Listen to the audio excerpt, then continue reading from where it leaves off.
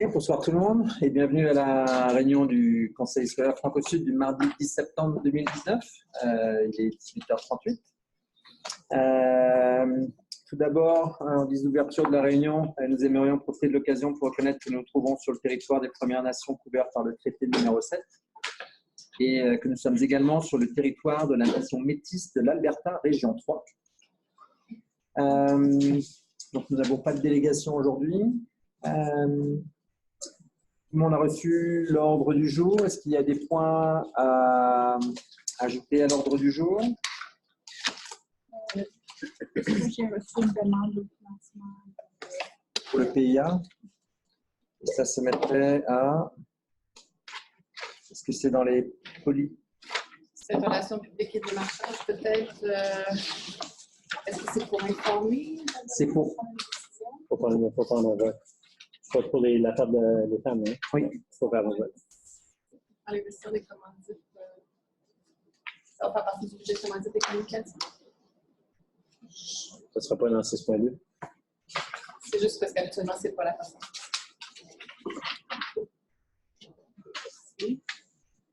C'est au moins C'est que les commandites présentement sont gérées au niveau de l'administration.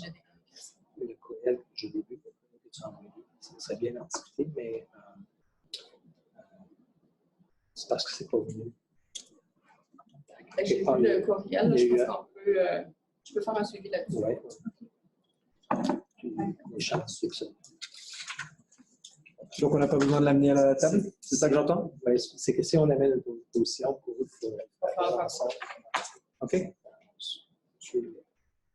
OK. Il y aura juste un suivi à faire, donc on peut le mettre dans les communications et appuis, alors? Oui. Oui. En point 11.4. PIA. Oui. Moi, j'avais le point que j'avais écrit, puis malheureusement, je n'ai pas été en mesure de répondre assez vite, là. Mais c'était concernant juste une clarification ou une explication qu'on nous explique à la table du conseil, c'est quoi le processus de nomination des directions d'école qu'on nous explique. Comme... Est-ce que c'était un point qu'on avait... Non, c'est pas à l'heure du jour, c'est pas non plus dans le rapport de la direction. C'est pas dans le rapport de la direction, c'est joli. J'avais suggéré de le mettre dedans, mais j'avais pas fait de suivi après. On peut, comme c'était une suggestion, on peut certainement donner les grandes. Donc on a ce qu'il faut pour le faire? Ça va? Oui. Oui. Okay. Donc on le mettra à l'intérieur du rapport de la direction ou est-ce qu'on veut faire un point séparé? On peut le mettre à l'intérieur de mon rapport et puis je peux éviter de passer la parole aussi. Okay. Donc là, c'est une nomination d'une direction d'école. Comment choisir une direction?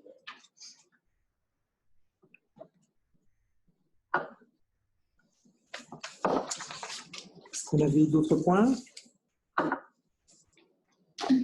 Non? Est-ce que quelqu'un souhaiterait proposer l'adoption de l'ordre du jour alors? Conseiller Arsenault, tous en faveur?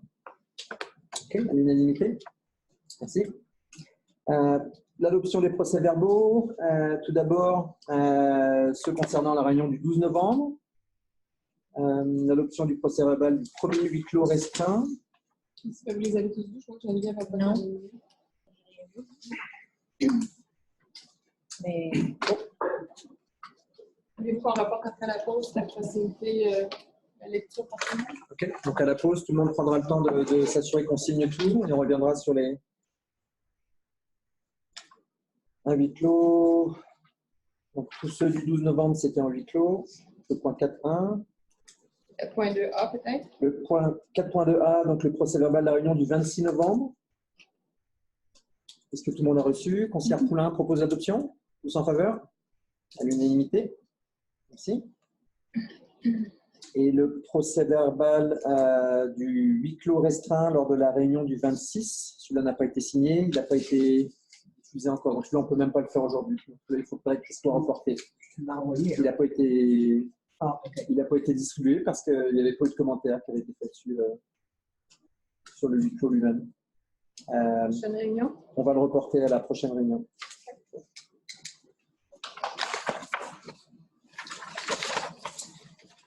Les points découlant des procès-verbaux antérieurs. Nous n'en avons pas. Donc, on va commencer tout de suite avec les décisions reliées aux politiques. Donc, le point 6.1, l'approbation du rapport sur le résultat annuel en éducation. Je passe la parole à monsieur.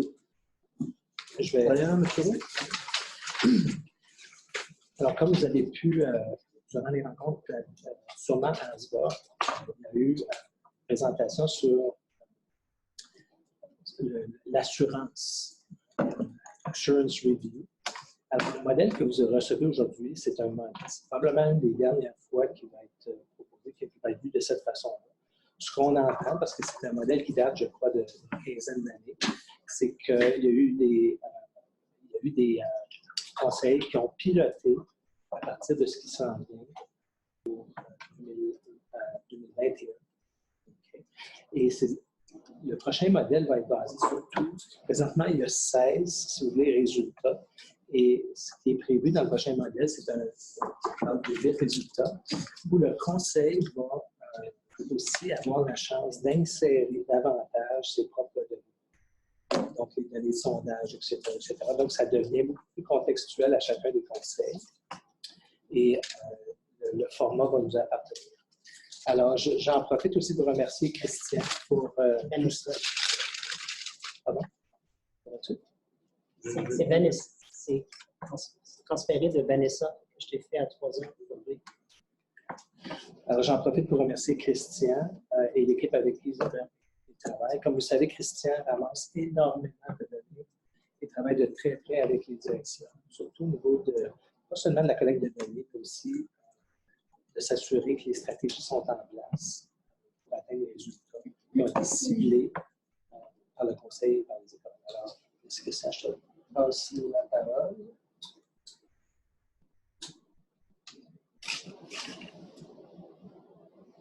Tu veux que je te le vois pas, quoi?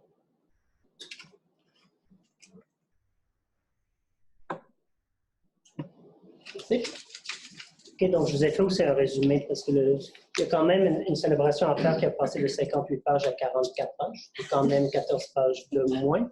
Et là, il y a une version de 5 pages qui résume encore plus. Donc, si on regarde dans les pages 2 à 8, c'est l'introduction. Est-ce que ça a été... C'est bon, oui, je l'écoute. Dans l'introduction, il y a le message de monsieur du président qui précise un peu les priorités comme conseiller scolaire au niveau de l'infrastructure, les résultats des tests de rendement, le démarchage et aussi les nouvelles écoles et systèmes de gestion des finances. Donc, il va aborder ces sujets-là. Par la suite, il y a des énoncés fondamentaux. On parle encore de la vision, la mission et la valeur. Quand on voit après la belle photo que vous regardez. Par la suite, ça, c'est juste une page d'énoncés fondamentaux qu'on trouvait que c'est important de garder ces parties-là, la mission, valeur et les principes directeurs. Et par la suite, il y a le profil du conseil qui montre encore pour la dernière fois ce genre de podline qu'on appelle, qui montre les inscriptions dans chacune des écoles et qui montre une augmentation de 2,2 que vous avez déjà vu. Puis par la suite, il y a le quatrième, les 2 autres pages, c'est par rapport aux tendances et les enjeux qui est notre plan stratégique, qui est la même chose un petit peu que l'année passée. Par la suite, on va à la page du sommaire global du pilier de responsabilisation. Quand on regarde là-dedans l'environnement sécuritaire, on peut voir que les résultats sont élevés et les résultats similaires à la province.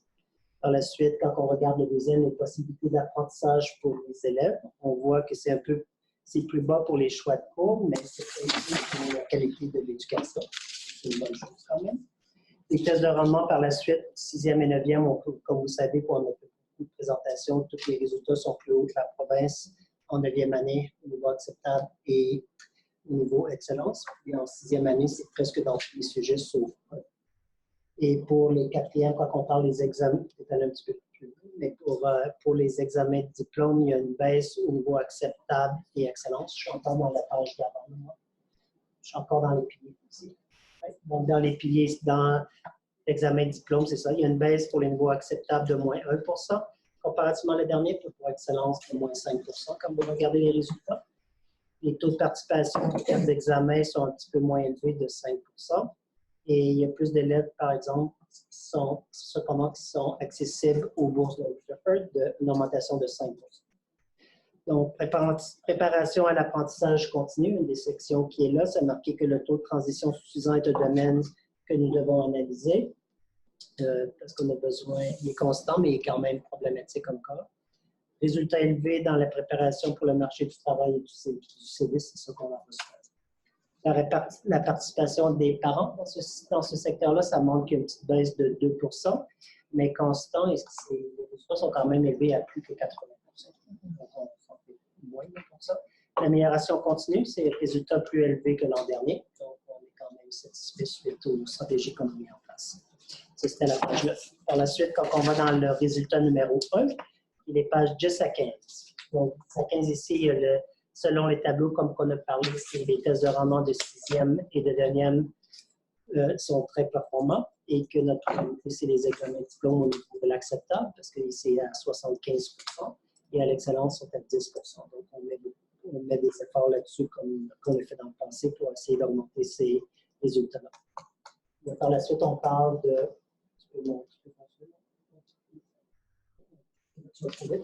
Là, les stratégies par rapport à la littératie et la numératie. Donc, on maintient certaines initiatives en salle de classe. On focus sur l'écriture, comme on avait parlé un peu de l'année passée. On a quand même 3 sessions cette année, très en demande et très appréciées. On a encore un outil diagnostic qui permet pour chaque élève qu'on met beaucoup de résultats et ça les permet de les classifier, de trouver leur profil d'apprentissage et de voir dans une salle de classe ceux qui sont de la même couleur pour apporter des stratégies dépendamment de leur niveau de connaissance et de compétences. Et encore une fois, on a accès maintenant à deux conseillères en mathématiques qu'on utilise pendant nos journées d'enseignement et ils sont les deux très appréciés. Pour les maths et sciences au secondaire 10 à 12, comme vous savez, cette année, il y a quand même des présentations, des formations pour tous les cours de sciences, chimie, physique, bio, deux chacune pour tous les niveaux, et c'est obligatoire pour les profs d'y participer. Donc, c'est pendant les journées sans enseignement, du temps enseignable, donc c'est obligatoire pour eux. Et on a déjà fait 2 rencontres ou 3 rencontres sur les maths 10-20-30. Je pense que la troisième est au mois de... Donc, l'année passée, on avait fait 3 aussi. Donc, on continue à travailler beaucoup avec tous les cours de sciences au niveau secondaire parce que c'est là que nos résultats ne sont pas toujours aussi élevés qu'on aimerait. Par la suite, comme on expliquait, il y a toujours du partenariat entre les enseignants et on fait toujours l'analyse des questions des examens de diplôme et des tests de rendement pour s'assurer que l'enseignant comprend où est-ce qu'il doit changer certaines de ses pratiques et mettre plus d'emphase sur certains concepts ou unités. Par la suite, on a le rôle de l'inclusion scolaire, stratégie pour l'inclusion scolaire. Ça n'a pas vraiment changé. On a une grande équipe ici qui travaille en collaboration avec le programme Projet Appartenance et qui travaille avec tous les membres de chaque école, qui ont des rencontres mensuelles, qui sont dans les écoles à chaque 2 semaines, la plupart. On a 2 conseillères en inclusion présentement. Donc, et ça aide beaucoup. On a un superviseur à temps plein qui aide beaucoup avec cette nouvelle approche. On utilise beaucoup, on se concentre cette année sur l'approche collaborative. Donc, toutes les écoles mettent cette approche-là en place, qui fait qu'on discute de tous les élèves et pas seulement des élèves qui ont des problèmes spécifiques. Donc, c'est un système qui permet de parler de tous les élèves au lieu de parler seulement des élèves qui ont des plans d'apprentissage. Par la suite, on parle un petit peu des avantages de la technologie. Même si on n'a pas de conseillère en technologie éducative, on a quand même des sessions en technologie pendant les journées sans enseignement. Donc, les personnes qui étaient conseillères, conseillers dans les années avant, les années précédentes, continuent à nous aider et à offrir des formations. Et c'est certain qu'on travaille de près avec d'autres organismes, comme le consortium, qui a un conseiller en technologie qui nous aide aussi dans ce domaine-là. Opportunité de perfectionnement professionnel, je pense que j'en ai parlé beaucoup.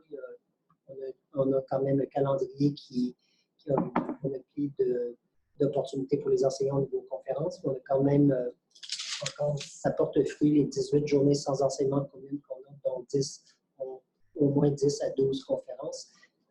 Très apprécié. C'est une belle façon pour vous de venir voir et de venir parler avec les enseignants pendant les journées sans enseignement commune parce qu'il y a une belle énergie qui se passe dans ces dans une certaine façon, puis ça semble très apprécié, mais j'ai décidé de ne pas faire un sondage pour chaque session, je fais un sondage seulement à la fin de l'année, parce qu'il y a des enseignants qui viennent, qui n'étaient pas là au mois de décembre, par exemple, tandis que si j'attends de le faire au mois de juin, tout le monde va avoir fait au moins 2 séries, va avoir vu, il peut aller seulement une fois. Ouais. Donc, on va collecter des données là-dessus, mais on pense que ça va être quelque chose qu'on veut reproduire l'année prochaine, ouais, avec un nouveau calendrier qui va vous être présenté au mois de janvier. Okay. Par la suite, quand on arrive au résultat 1, les pages 13 à 15 encore, c'est la partie autre. Même s'il n'y a pas un nouveau curriculum qui est techniquement en place, ça ne veut pas dire que les conseils scolaires ne font pas de travail. Il y a l'enseignement par concept, donc il y a quand même des rencontres à mon niveau avec des gens qui travaillent dans les écoles. Donc, il y a quand même beaucoup de rencontres pour s'assurer que si ça va de l'avant, qu'on est prêt, on avance mais on avance plus lentement que si on est, parce qu'on ne sait pas encore de la date que ça va être fait. Et par la suite, il y a une page, comme vous pouvez voir, on a mis toujours les saviez-vous au bas de chaque page. Je trouvais que ça faisait différent. C'était mieux que mettre des bulles cette année. Et par la suite, la prochaine page, ça, les 5 choses qui sont là, qui est le taux d'achèvement, le taux d'examen, le taux de décrochage, le taux de transition et le bourse coût-effort. Quand tu regardes les données, il y a une amélioration est constante ou significative. Donc, tu regardes ici dans l'amélioration, c'est toujours constant et significatif. Donc, c'est des données que nous utilisons, mais que ça avance lentement. Et la dernière partie pour le résultat 1, qui est le résultat le plus long quand même, les autres le plus court, c'est par rapport aux citoyens engagés. Donc, merci. Donc, les stratégies qui sont énumérées là-dedans, ça montre qu'il y a une section par rapport aux activités francophones que nous utilisons, que nous offrons dans toutes les écoles et au niveau du conseil. Il y a une section qui parle d'initiatives à caractère humanitaire, donc les aides aux gens dans la communauté, donc tout ce que les écoles font par rapport à ça. Et il y a une section sur la protection de l'environnement. Donc, citoyens engagés, il y a des belles choses qui s'en viennent. Il y a des nouvelles échanges étudiants aussi qu'on met en place, un programme de 11 semaines, que l'année prochaine, les personnes peuvent aller en France. On a des Français qui sont venus chez nous pendant 11 semaines à la source. Donc, il y a beaucoup d'intérêt. Il y avait comme une dizaine de personnes à une des présentations et le même montant pour ceux qui s'appelle Del Canfranc. Donc, c'est quelque chose qui est approuvé par Alberta Education, que va peut-être vous donner plus de détails, mais on fait des beaux progrès dans ce stade-là. Il y a aussi les personnes se questionnent par rapport à, je parle dans ce rapport-là qu'il y a le programme Passeport et le programme Vice-Versa. C'est 2 organismes fédéraux, c'est une subvention fédérale de 1 500 à 2 000 par école. Et pour nous, on est le Conseil scolaire Franco-Sud. Pour Passeport, on est le seul conseil scolaire jusqu'à maintenant au Canada que toutes les écoles ont un partenariat avec un organisme. Donc, il y a 2. Oui, je pense que tu étais à Ottawa quand ils ont parlé qu'il y avait 740 écoles, donc 240. Il y en a 14 ou 240 on a un accord, qu'on a reçu l'argent déjà. Donc, c'est bien organisé. Puis vice-versa, c'est la même chose. Ça vient de sortir le 6 décembre et on a déjà super aligné pour que les 14 écoles avant le 14 février aient accès à ce 1 500 $ pour les écoles à la région. Donc, c'est une stratégie pour nous c'est une source de revenus de 45 000 quand tu y penses. Oui. Right? Donc, on est allé chercher, puis c'est certain qu'on a trouvé d'autres choses. Donc, par la suite, on est sur le résultat numéro 2, Stéphane, si tu vas un petit peu plus loin, pour les Premières Nations métisses. Donc, on est super fiers de notre conseillère qui travaille dans ce domaine-là maintenant 1 ou 2 jours par semaine, parce qu'on l'a mis maintenant en inclusion scolaire suite étant donné qu'on n'a pas un nouveau curriculum. Elle travaille un petit peu sur le nouveau curriculum, mais pas autant. Donc, elle est conseillère en inclusion, plus elle s'occupe du projet Premières Nations Métis et Nuit. Elle ferme toujours des capsules vidéo à chaque semaine. Elle envoie aux enseignants. Il y a environ 10 à 15 opportunités pour les enseignants de se familiariser avec les Premières Nations Métis et Nuit, avec des conférences. Il y a des chefs de file maintenant, 2 dans chaque école, qui participent à 3 sessions pendant les journées sans enseignement. Et il y a un artiste, comme que vous connaissez, qui a fini maintenant la 4e école, il était à EFA cette semaine. Quand on voit les autres écoles ici, quand on va sur notre page, ça montre, si vous n'avez pas vu sur nos médias sociaux, c'est quand même un artiste qui fait des choses assez modernes, c'est ce qu'on voulait aussi. Et l'aîné qui est avec lui, c'est M. Grant Little Moustache, qui apprend lui aussi avec nos élèves, dans un certain sens. Et les élèves sont très curieux, ils passent 3 jours dans l'école, donc c'est super beau comme projet. Je pense qu'il y a d'autres conseils scolaires qui travaillent de près avec nous. On a un partenariat avec le CBE aussi, pour qu'on fait des liens que les personnes veulent travailler avec nous, parce que nous, on a beaucoup de choses aussi en français qu'on fait. Donc, on est quand même assez bien connectés dans ce domaine-là. Puis c'est vraiment Fanny qui fait un très bon travail dans ce domaine-là. Donc, ça va être une tortue pour EFA. Comme je vous dis, ça, c'est pas décidé à l'avance. Hein. Il arrive, ou qu'il rêve à quelque chose, puis le lendemain, c'est là qu'il commence, puis qu'est-ce qui arrive, dans un certain sens. Donc, à Lethbridge, si vous n'êtes pas au courant, c'est que la ville, quand on a présenté les médias sociaux, comme Radio-Canada ne sont pas allés parce qu'ils sont allés à la première présentation, mais c'était la ville de Lethbridge, la mairie, je crois, qui était là, puis je ne sais pas si Marco, si tu y étais, mais eux ont tellement aimé notre projet qu'on a reçu un financement de 15 000 $ de leur part pour faire une murale sur l'école. Donc, le même artiste va travailler pendant le printemps et pour faire une murale assez grande qui peut s'enlever ou qui peut être protégée. Donc, il y a une entente avec maintenant Lethbridge et l'artiste pour faire quelque chose. Et c'est un beau succès. Donc, le résultat numéro 3, donc, et par la suite, c'est marqué l'Alberta a d'excellents enseignants. Ça n'a pas changé. L'année passée, je vous avais dit qu'il y avait une erreur, puis il y a encore la même erreur de eux dans le nouveau cabaret qu'ils nous ont envoyé cette année. L'année passée, on les a rencontrés, puis on leur a dit qu'il y avait une erreur, puis ils nous ont dit qu'ils savaient qu'il y avait une erreur, mais elle est encore présente. Donc, si tu regardes, c'est marqué excellent, l'Alberta a d'excellents enseignants, mais on te demande est-ce qu'on a un grand vaste choix de cours. Right? Donc, quelle question qu'on veut répondre, nous, on décide de répondre à la mesure du rendement. Le choix de cours et non au titre qui est écrit, mais ça ne répond pas à leur question dans un certain sens. Donc, quand on regarde un grand montant de cours, c'est certain qu'on essaie, suite à des sondages puis à des collaborations avec les d'offrir le maximum de cours possible d'options. Et on s'assure qu'il y a une formation complète pour les cours pour que les élèves puissent recevoir un certificat ou un diplôme. Donc, c'est certain que nos sorties éducatives aident, parce que des fois, ce n'est pas tous des cours, c'est des occasions. C'est certain qu'on continue à travailler avec les autres organismes communautaires comme le CEFED, qui a 65 ou 62 cours de disponibles pour les élèves qui sont en petite quantité dans les écoles.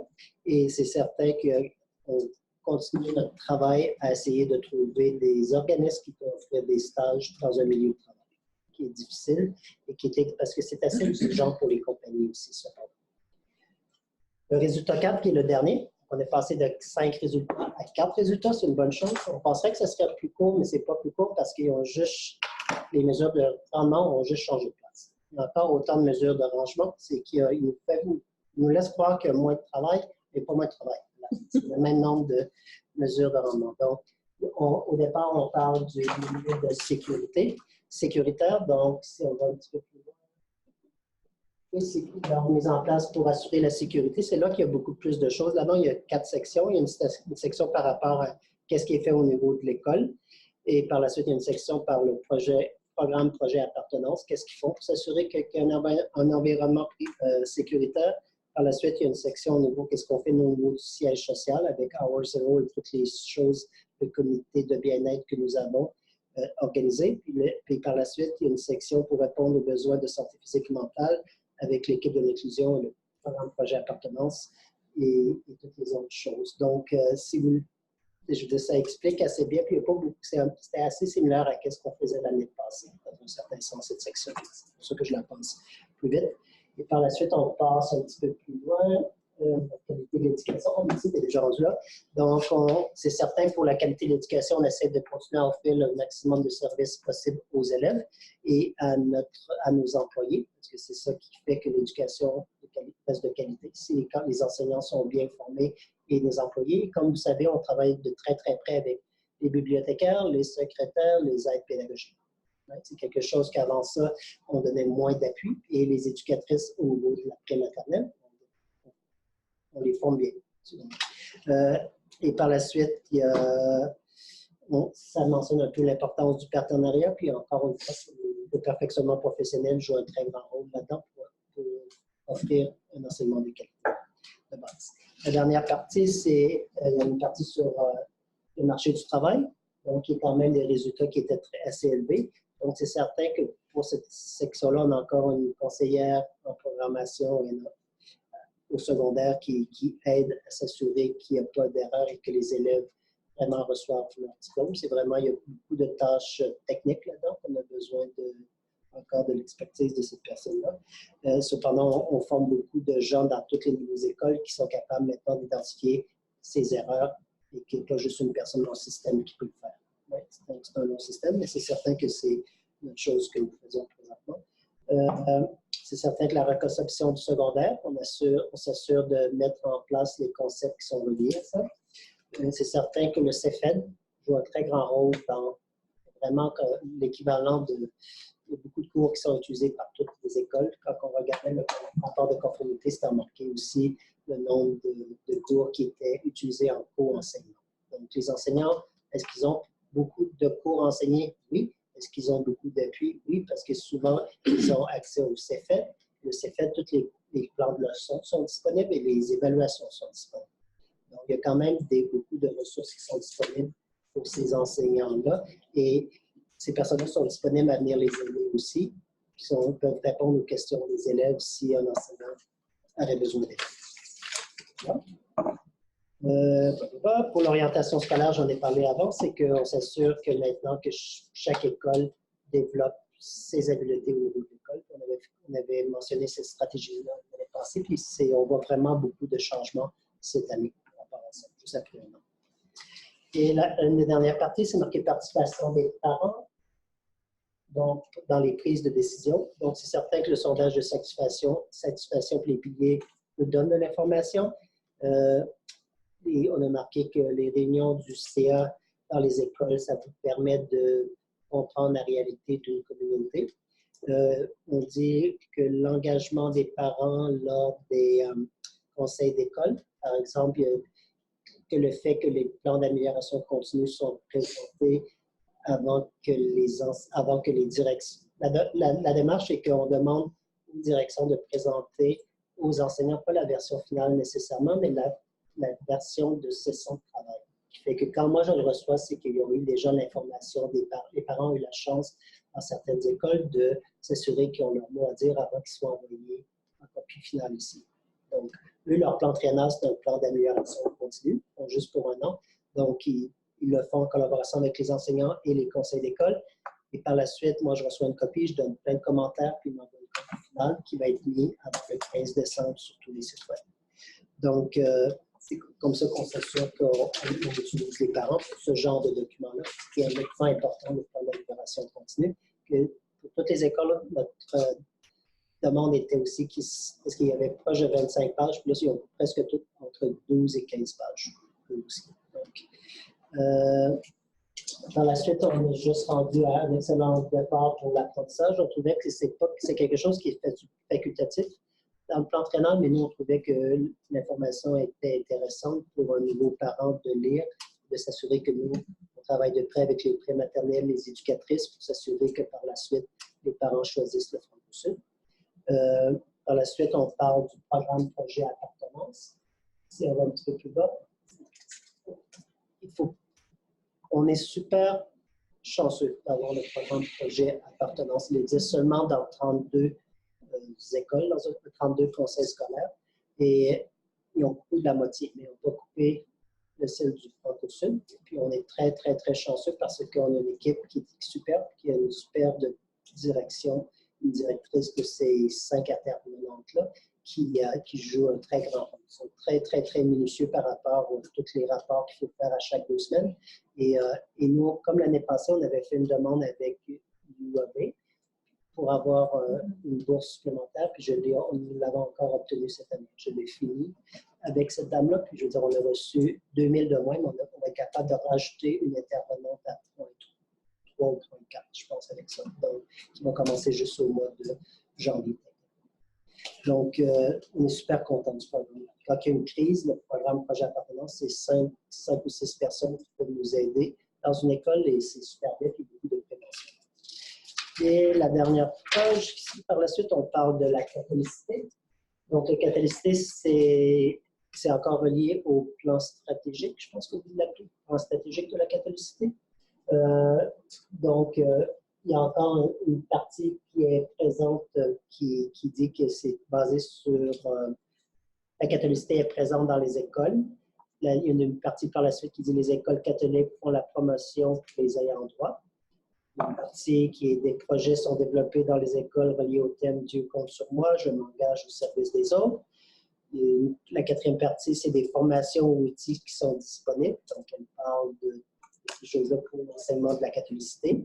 Et la dernière partie, c'est un encouragement de la participation des gens aux activités et événements au niveau de la communauté. Donc, c'est Lorraine, vraiment, et en collaboration avec Lynn, qui a fait cette partie-là du rapport de conformité, du plan triennal.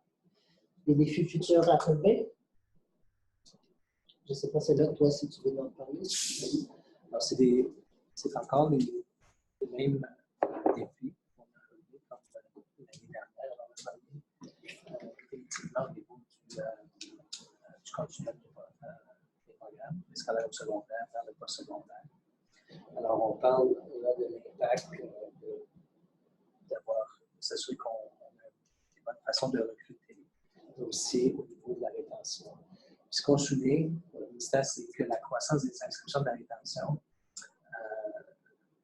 il y a un lien direct avec l'infrastructure, s'il vous plaît. Okay? Alors, le projet, par exemple, dans le sud, le projet de Airdrie, sont essentiels autant au recrutement qu'à la rétention de ce secondaire. En lien avec ça, ben, dans le 2, ben, c'est au niveau, encore une fois, de la rétention secondaire. Mais là, c'est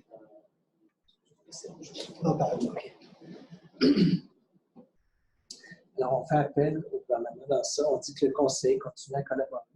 Excuse-moi. On continue à collaborer avec Urban Education, la Fédération des conseils scolaires francophones, afin de corriger cette situation-là. Une des choses qui est mise de l'avant, on attend toujours, c'est au niveau du BNP. À savoir s'il va y avoir des fonds là-dessus. Il y a des sections qui sont en lien avec la formation secondaire. Alors, c'est toujours un défi qui existe pour notre conseil de la rétention. Okay? Donc, il y a aussi au niveau de la formule de financement du secondaire qui, on pense, va peut-être changer dans la nouvelle formule de financement qui pourrait appuyer davantage les petits secondaires. Autant au rural qu'au local, parce qu'on les considère comme l'orientation au niveau de la réussite des élèves. Excusez-moi, l'orientation, alors on parle du transport scolaire. Encore une fois, au niveau du financement, on a fait l'analyse que même avec le facteur de 3,5, c'était insuffisant, il fallait se rendre jusqu'à 3,8, 3,9. Et avec le gouvernement, qui est en collaboration avec un autre conseil de l'alternance, on essaie de pousser cette idée-là, d'arriver justement à une formule de financement qui serait plus adéquate du fait qu'on a de grandes distances, des grands territoires.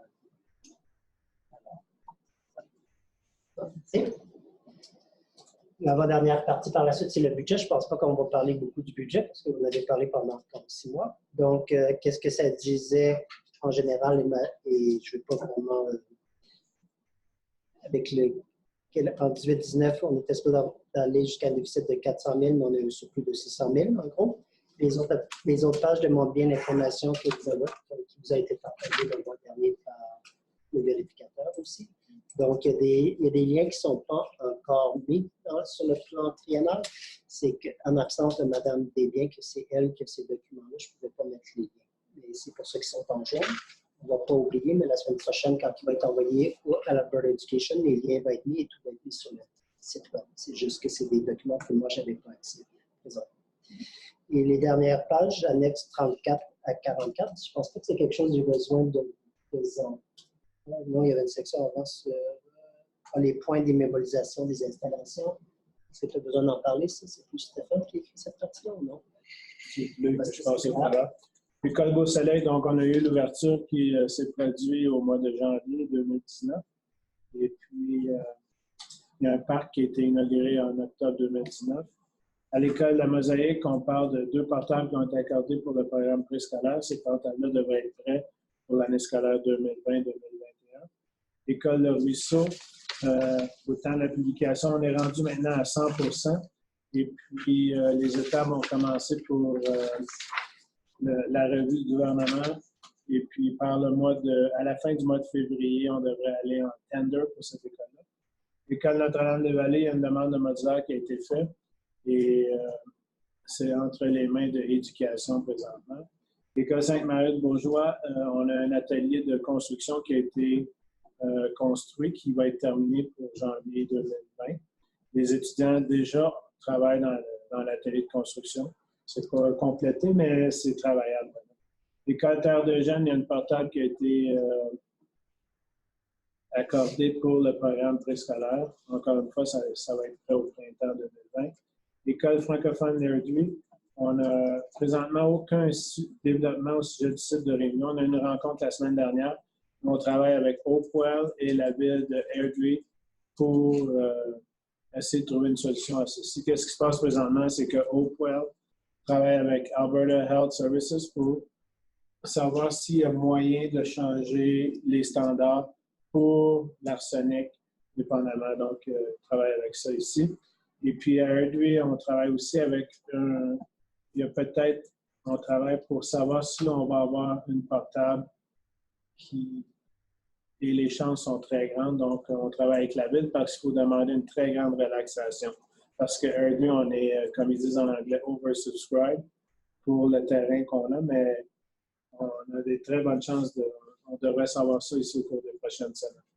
L'école de la Source, c'est 2 portables qui ont été accordés, un pour le programme scolaire et un pour le programme préscolaire.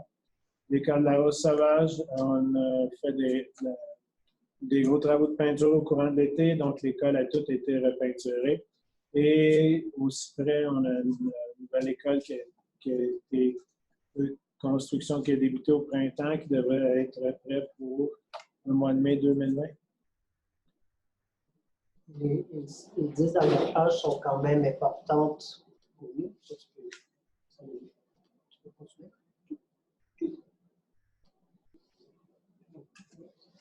Ça, c'est l'annexe 1. C'est certain que ça explique ce qu'on a mis. Continue. Et par la suite, c'est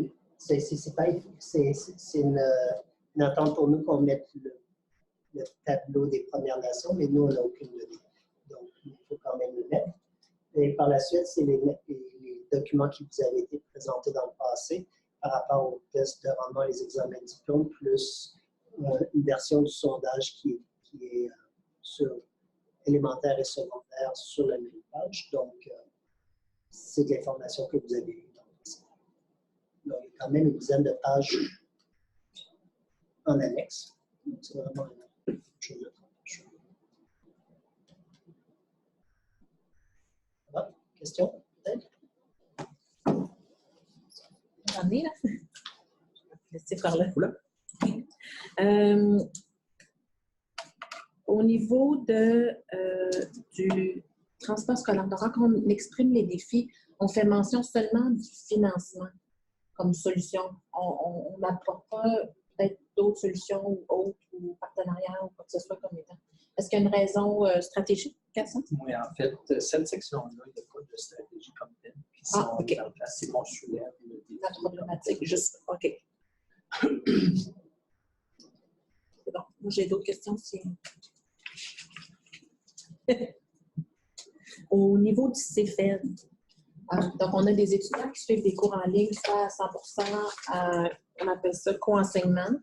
Est-ce que ça serait possible à un moment donné qu'on nous présente ou qu'on inclut dans ces rapports-là les résultats, les statistiques de résultats? Donc, dans le sens, les élèves qui suivent 100% CFED en ligne, leur moyenne versus le co-ed versus un enseignement en direct? Parce que si les résultats sont bons et mieux avec le CFED, ben, il y a peut-être des opportunités pour le conseil ici.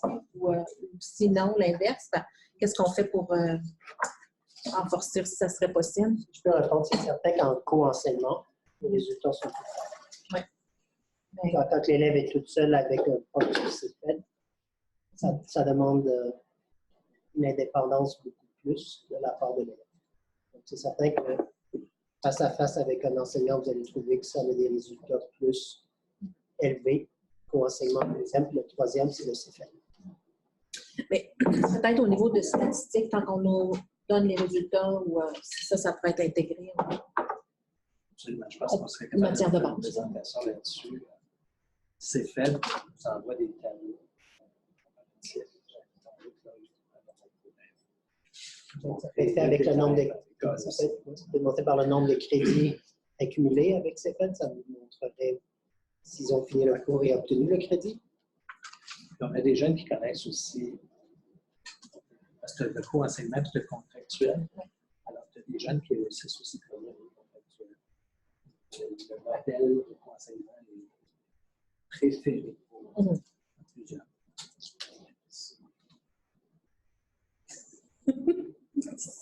Une autre question, puis une erreur. Moi, je sais. Pas une erreur, mais peut-être une correction. OK. Ça a été soulevé au conseil d'école de Notre-Dame-des-Neilands, la dernière réunion, lorsqu'ils se sont fait présenter les résultats. C'était toute la question de l'importance que l'on met sur les examens de diplôme. Donc, dans des petites écoles, dans le cas en particulier, les trois parents qui parlaient, eux se sentent sans être obligés de faire les cours en sciences. Oui, se sentent obligés que leurs enfants prennent ces cours-là parce qu'il n'y a pas nécessairement d'autres options en fait à eux et parce que ces enfants-là n'ont potentiellement pas nécessairement d'intérêt là, bien, la note descend. Donc, une des dames en question a dit, les notes sont basses, c'est mon enfant là, qui a descendu en moyenne, dans le sens que ça ne l'intéressait pas à ce niveau-là. Donc, ma question est, qu'est-ce que l'on fait? Parce qu'on met beaucoup de stratégies en lien avec les résultats d'apprentissage, ou pas les résultats d'apprentissage, mais les tests de rendement. Mais où sont nos stratégies en fonction des enfants qui ne se dirigeront pas vers les voies de sciences ou qui sont plus vers les métiers qui ne demandent peut-être pas, ou les arts, qui ne demandent pas justement ces cours-là? Qu'est-ce qu'on fait pour eux, pour les garder à l'école enthousiastes, puis qui puissent réussir dans leur domaine à eux?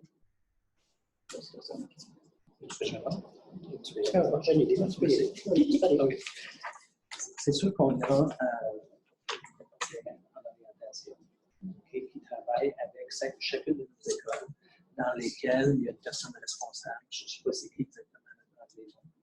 Mais obtenir ton certificat, pas ton certificat, ton diplôme, tu as certains cours que tu dois atteindre. Quand tu arrives, par exemple, au niveau du certificat, les exigences, c'est pas que c'est moins exigeant, mais on ne te demande pas d'atteindre certains cours, par exemple. Okay. Et puis, c'est vraiment en consultation avec les jeunes que cette programmation-là va se faire, va se développer indépendamment où le jeune veut se rendre. Alors, si un jeune, par exemple, n'a pas nécessairement besoin de, je ne sais pas moi, de ces mathématiques 30 pour avancer parce que peut-être qu'il est intéressé davantage au journalisme ou quoi que ce soit, à ce moment-là, c'est une discussion que le jeune doit avoir avec seulement ses enseignants, les enseignants, mais aussi dans certains cas avec notre conseillère. La gamme de cours, on essaie d'offrir des séquences au complet le plus possible pour donner le choix justement à ces étudiants qui ont besoin de ces séquences 10, 20, 30, que ce soit dans les 3 sciences secondaires des lycées ou autres. Okay? Donc, le but, c'est d'offrir une grande variété. Maintenant, l'élève a quand même un mot à dire dans son choix de cours. Je sais pas si tu voulais ajouter quelque chose là-dessus. C'est certain qu'on semble mettre plus d'importance sur obtenir un diplôme qu'obtenir un certificat. Pour l'ensemble des élèves que nous avons, l'importance, c'est d'obtenir un diplôme. Donc, les cours de sciences, c'est ceux-là qu'on met de plus d'efforts. Juste pour clarifier, je ne parlais pas de certificat. Moi, je parlais vraiment de l'élève qui va finir avec un diplôme, sauf qu'il veut s'en aller en plomberie ou en art ou en autre, que ce soit au collège, à l'université. Il a besoin de son diplôme quand même, mais ou en musique, ils ont besoin de certains... C'est sûr que le nombre, comme on a mentionné, le nombre limité d'élèves est un facteur pour nous qui ne permet pas de tout offrir dans un certain sens. Il faut qu'il ait ses crédits quand même, j'imagine, c'est ça? Oui. Il faut qu'il ait ses crédits. Il faut trouver un moyen d'avoir les crédits. Mais on commence à développer des ententes avec la communauté. Tu sais, je retourne par exemple en musique, le jeune peut aller chercher ses crédits si le cours n'est pas offert autrement. Si je comprends bien, on commence à... Mais je veux dire, c'est comme par exemple Manette Bridge, il y a du monde qui font des cours à l'université parce qu'il y avait une cohorte de 8 élèves qui voulaient s'avancer en littérature. Ouais. Mais si tu en avais juste un, ça n'aurait pas fonctionné. C'est que là, il y avait 8 qui étaient intéressés, puis là, il y en a 5 qui se sont vraiment inscrits. Comme j'ai dit, il y a des choses qui nous influencent, mais un élève à la fois, ça devient difficile. Ouais. Tant que tu as un petit groupe, qu'un cours peut se développer un petit peu plus, puis que les ententes sont plus faciles à faire. Et je pense que c'est encourager les élèves à nous laisser savoir. Si on n'est pas au courant qu'il veut avoir plus de ce genre de choses-là, il y a des opportunités de parler avec la conseillère en programmation scolaire, mais nous, on n'en parle pas beaucoup, ce genre de domaine-là. Il faut les appuyer dans un certain sens. Merci. OK. Merci beaucoup pour cette présentation. C'est super intéressant. Ça fait un portrait très, très positif, complet des activités du conseil. J'avais juste une correction dans le document. Une correction dans le document? Christian, Tu pourras l'envoyer à Christian par courriel? Okay. Je fais confiance, merci. Donc, est-ce que quelqu'un souhaiterait proposer d'approuver le rapport tel que présenté? Conseiller Arsenault, tous en faveur?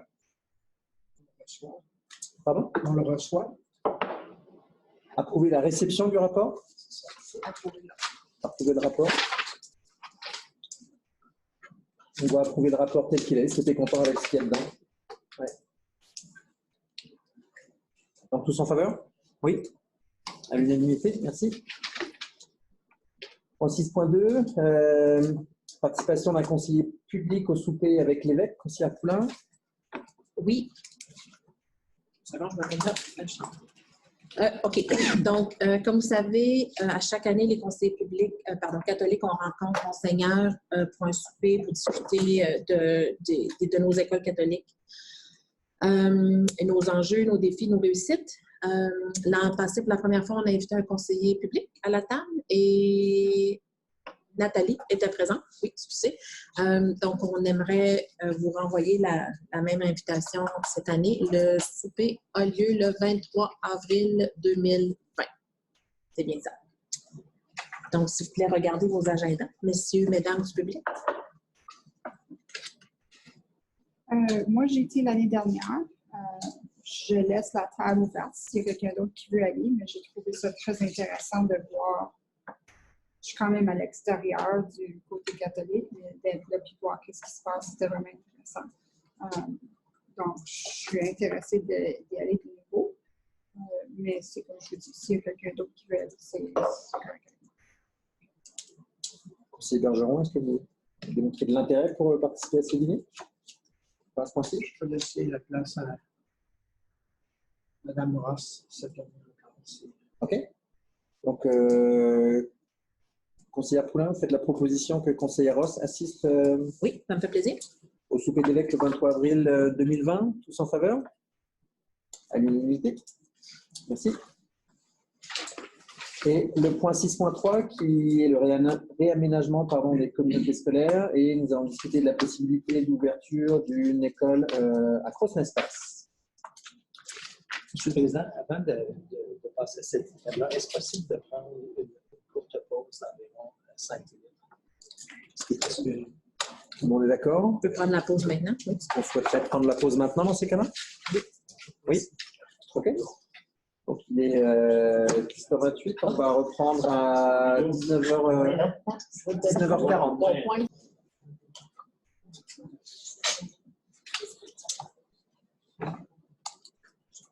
OK, merci beaucoup. Je vous propose de revenir, comme on l'avait mentionné, au point 4.1 qui était l'adoption des procès-verbaux de la réunion du 12 novembre 2019. Donc maintenant qu'ils ont tous été signés, est-ce que quelqu'un pourrait proposer l'adoption du premier huis clos? Conseiller Bourassa, tous en faveur?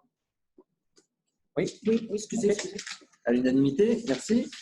Est-ce que quelqu'un pourrait proposer l'adoption du deuxième et troisième huis clos? Conseiller Arsenault, Il y tous en en a un qui faveur? avait des modifications, Monsieur le Président. C'était lequel? Il y a un des huis clos qui avait une modification. Qui avait une modification. C'est juste pour s'assurer qu'on le Celui-là que moi, j'étais pas là. Ceux-là, ils sont signés par leur nom. C'est le. C'est ça. Il y en a un qui dit sauf Nathalie. donc c'est ça. Je pense que c'est le premier registre que tu as. Celui-là. C'est cette modification.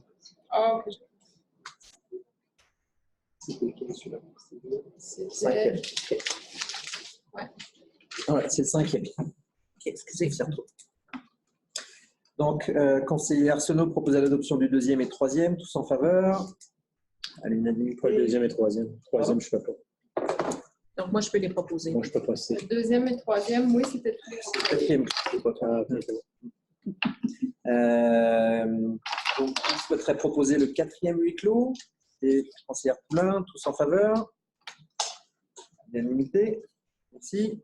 Et finalement, le cinquième huis clos proposé avec la modification indiquée. Conseillère Arsenault, tous en faveur. J'étais pas là. Qui n'était pas là. Bien, l'unanimité des conseillers présents. Merci beaucoup.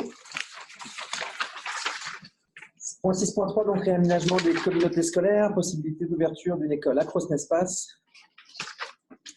Je tiens à vous la parole. Oui, merci, monsieur le président. Alors, vous avez reçu vos documents, la directive administrative. C'est le gauche de la directive administrative. Et avant d'y aller, je vais passer la parole à Geneviève. Oui, donc, juste rapidement, au niveau du comité de réaménagement, on a une réunion au téléphone cet après-midi. Malheureusement, Nathalie était absente. On a quand même tenu la réunion. Elle a eu un compte-rendu rapide de nos discussions juste avant la réunion du conseil. Donc, pendant notre réunion, on a discuté justement de la directive administrative et la recommandation, la proposition qu'on allait faire, la recommandation qu'on faisait au conseil ce soir. On a aussi regardé toutes les données les données concernant Acros Nespace qu'on doit étudier, évaluer, et aussi les informations reliées au positionnement pour nous aider à prendre une décision au niveau de Acros Nespace. C'est ça. D'accord. OK, merci. Alors, on a revisé les bouches que vous avez devant vous. Alors, dans nos directives administratives, on commence toujours avec l'objet. Donc, si vous voulez, on est à 3000 pieds, puis de plus en plus, on se rapproche des procédures en descendant dans le document. Donc, vraiment, la partie, c'est un énoncé de l'article 23, et puis le droit à l'éducation professionnelle. Bien sûr, la gestion de cette directive-là incombe la direction générale. OK? Ensuite, vers les modalités, c'est quoi les responsabilités du conseil, qui sont entre autres d'informer les parents ayant droit de la possibilité d'obtenir pour leurs enfants d'instruction en français et d'avoir accès à une école francophone dans leur milieu. Alors, on parle ici, entre autres, de toute la publicité qui se fait à travers nos communautés et même à l'extérieur de nos communautés, le travail que vous faites comme conseiller quand vous promenez, même chose au niveau de l'administration. On s'assure que le conseil est bien connu dans le sud de l'Alberta. Au niveau du processus, c'est-à-dire du deuxième point, Franco-Sud ouvrira une école dès qu'il y aura, alors on l'a remplacé par lorsqu'il déterminera qu'un nombre suffisant de parents ayant droit en ont fait la demande. Afin de procéder à cette détermination, les éléments mentionnés à l'article 3 dans la présente directive administrative seront considérés. Alors, voici l'article 3. Oups. Alors, le processus par lequel on passe pour faire l'analyse d'une demande d'ouverture de l'école. Alors, lorsqu'une demande est reçue pour l'ouverture de l'école, l'administration du Franco-Sud doit procéder à une étude de faisabilité. Alors, A, une évaluation du nombre potentiel d'élèves dont les parents sont ayant droit à l'aide de divers moyens, tels qu'une analyse statistique, ce qu'on a utilisé, donc le recensement 2016, l'organisation d'une rencontre, c'est ce qu'on a fait. Les sondages d'intérêt, ça peut être utilisé dans le cas qu'on va parler plus tard, ou autre, qu'on juge qui serait pertinent dans cette situation. Ensuite, on a procédé, l'administration procède à l'évaluation des coûts approximatifs, si vous voulez. Donc, on parle du budget, des locaux, des ressources humaines, le transport scolaire, la maintenance. Et il y a toujours une clause qui dit qu'il y a tout autre facteur qui serait pertinent, qui viendrait apporter au processus d'analyse. Ça va? Au numéro 4, excusez-moi. Une fois que l'étude de faisabilité est complétée, l'administration du Franco-Sud, et ça, on l'a remplacé. Donc, au départ, ce que ça disait, c'était que l'administration du Franco-Sud présentait une recommandation au Conseil. Alors, en travaillant aujourd'hui avec le comité de réaménagement, ce qui a été retenu, c'est que l'administration du Franco-Sud présente l'information au comité de réaménagement et au comité scolaire qui fera une recommandation au Conseil. Donc, c'est le comité qui fait la recommandation au Conseil. Et une résolution sera ensuite adoptée par le Conseil au sujet de la demande d'ouverture de l'école. OK? Si le Conseil choisit de procéder avec l'ouverture de l'école, un avis à cet effet doit être donné au ministre de l'Éducation et on doit l'ajouter au plan capital. C'est ce qu'on nous avait dit. OK? Les étapes maintenant, l'ouverture, elle est approuvée par le Conseil. C'est là qu'on commence l'implantation. Donc, la recherche de locaux, la nomination de direction d'école, la réception des inscriptions plus formellement, la détermination de la désignation de l'école conformément au point 7 qu'on va voir dans une seconde, nomination du personnel et l'affectation, l'achat des meubles et équipements, le choix du nom, conformément à la directive administrative. Pour la nomination, Franco-Sud, conformément à l'article 130 du Education Act, doit désigner chacune de ces écoles comme étant soit publique ou catholique. Le Conseil adoptera une résolution à cet effet suite à une consultation des parents. Alors, préférablement, cette section-là, où la nomination devrait être faite avant l'ouverture de l'école et même avant qu'on embauche le personnel.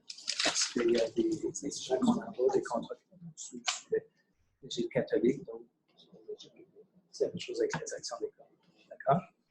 Le format de la consultation, ça reste à déterminer en collaboration avec vous. Certainement que ce serait bien d'aller revoir les parents, de parler de ce qu'il y a et puis ensuite de voir leur positionnement. OK? Alors ça, excusez-moi. Je pense que c'est tout.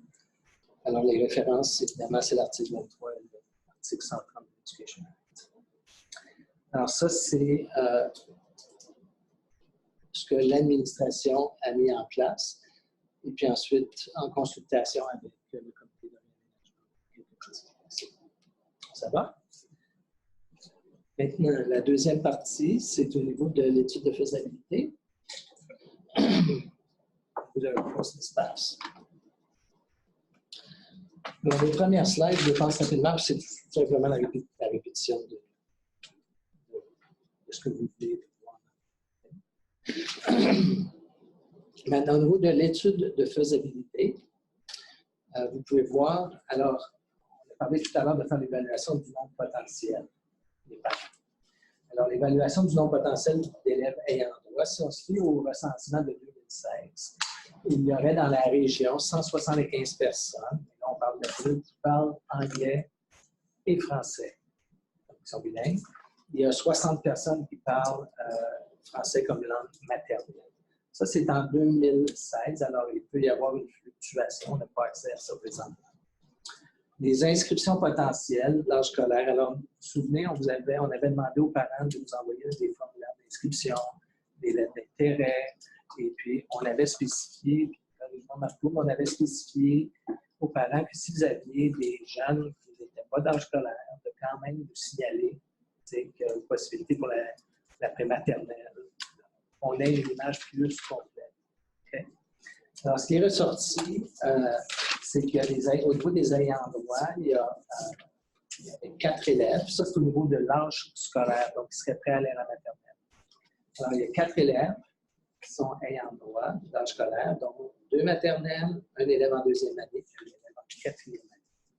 Okay? Ça serait à la rentrée scolaire. Et au niveau des non-ayants droit, il y avait une maternelle et il y avait une élève en 1e année. Okay? Donc, un total de 6 élèves. Et puis, des inscriptions potentielles en pré-maternelle. Okay? Donc, ils seraient en âge là, de rentrer en pré-maternelle. On parle de 2 élèves ayants droit et de 4 élèves non-ayants droit. C'est des tout petits qui pourraient joindre le programme de pré-maternelle. Alors, cependant, lorsqu'on parle de l'école, on parle de l'école maternelle à je ne sais pas quoi, on fait ça. Alors, on parle de 6 élèves. Si on continue au niveau de l'étude, on a fait des calculs rapides, pas rapides, mais c'est-à-dire qu'on a passé à travers des chiffres qui sont approximatifs. Je pense que je vais le mettre en format diapositive, c'est plus facile comme ça. Alors, au niveau de l'évaluation des coûts du transport, ce qu'il faut dire là-dedans, c'est que Stéphane s'est rendu jusqu'à Grosse-Ness en France, a rencontré des gens là-bas, et puis bien qu'on n'a pas un local qui est choisi, il reste qu'en moyenne, on peut penser que c'est autour de 3 750 $ par mois sur 2 mois. Cette partie-là, on a vérifié, serait financée par Albert Head. Okay? Donc, ce n'est pas un coût pour le conseil.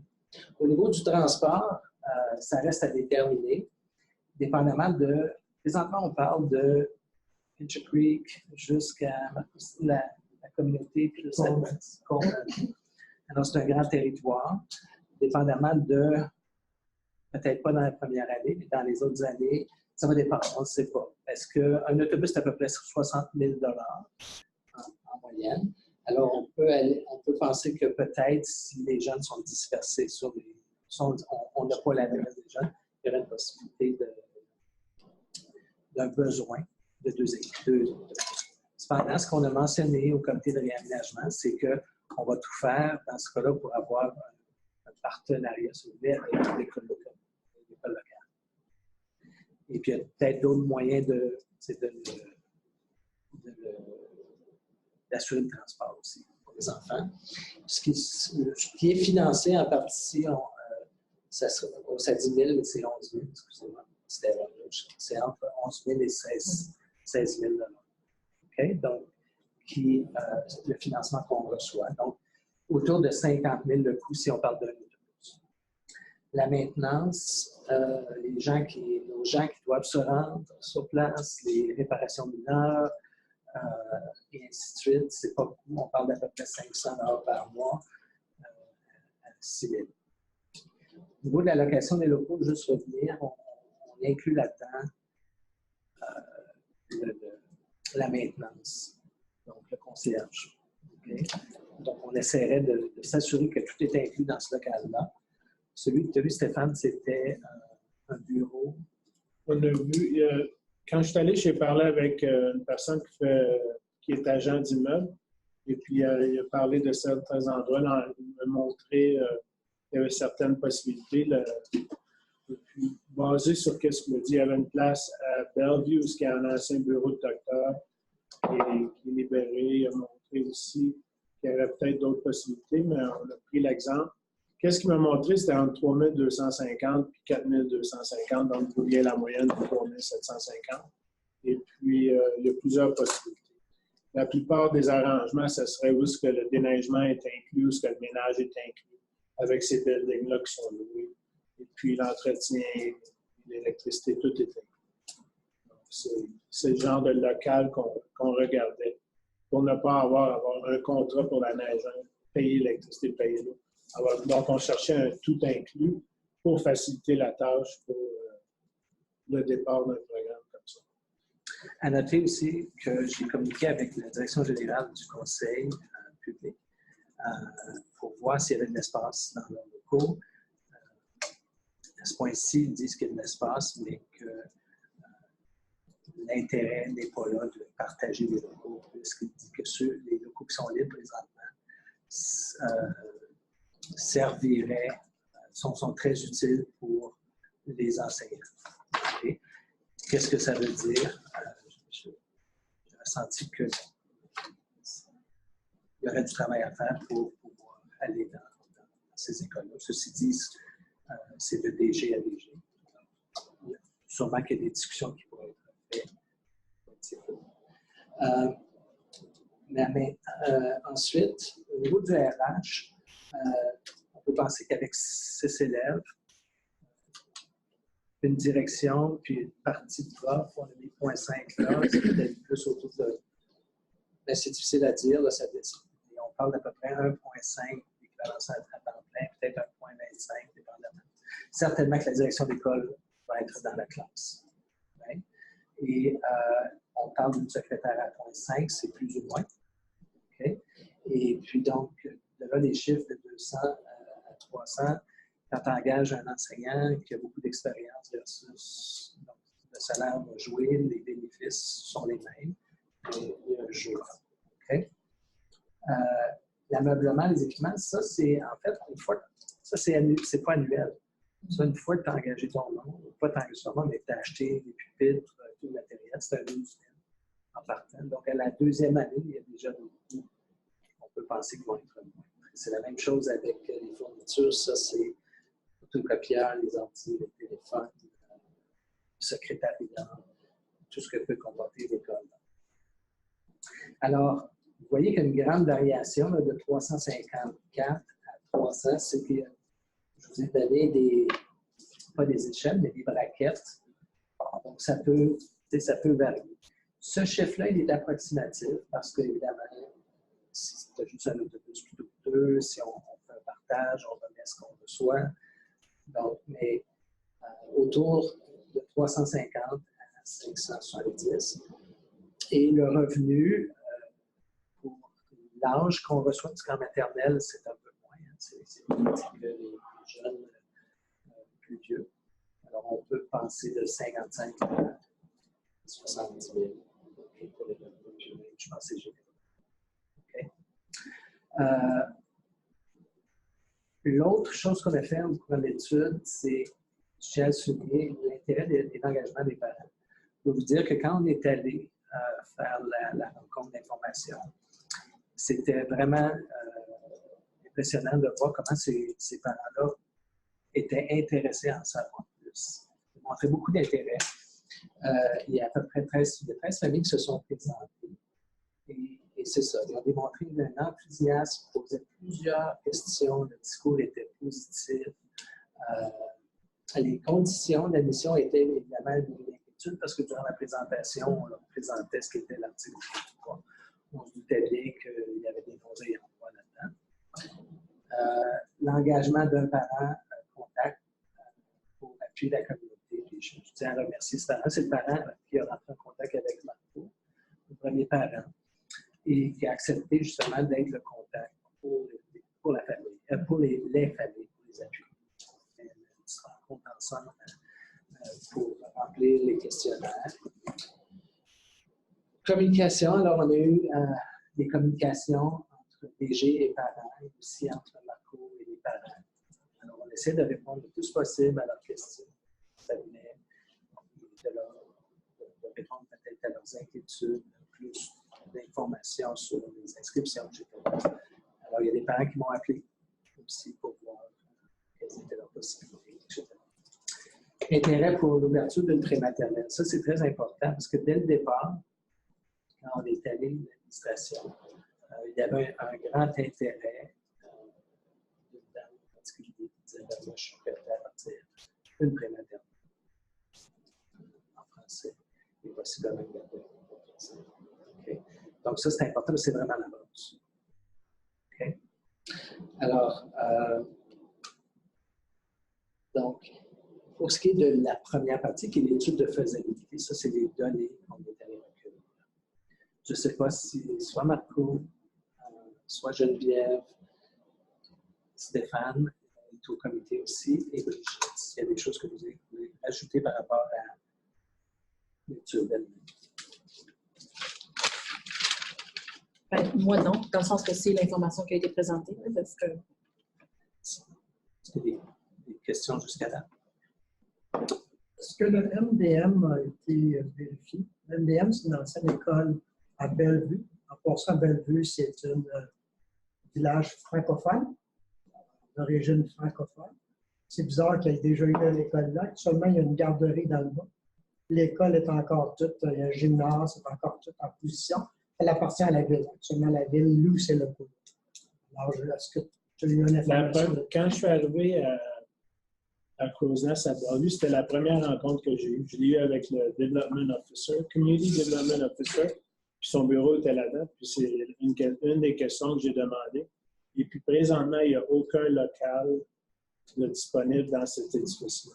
La chose qu'il nous a dit, c'est que pour le gymnase, par exemple, il y avait possibilité, si on avait besoin de gymnase, qu'il pouvait nous arranger pour avoir une location pour le gymnase.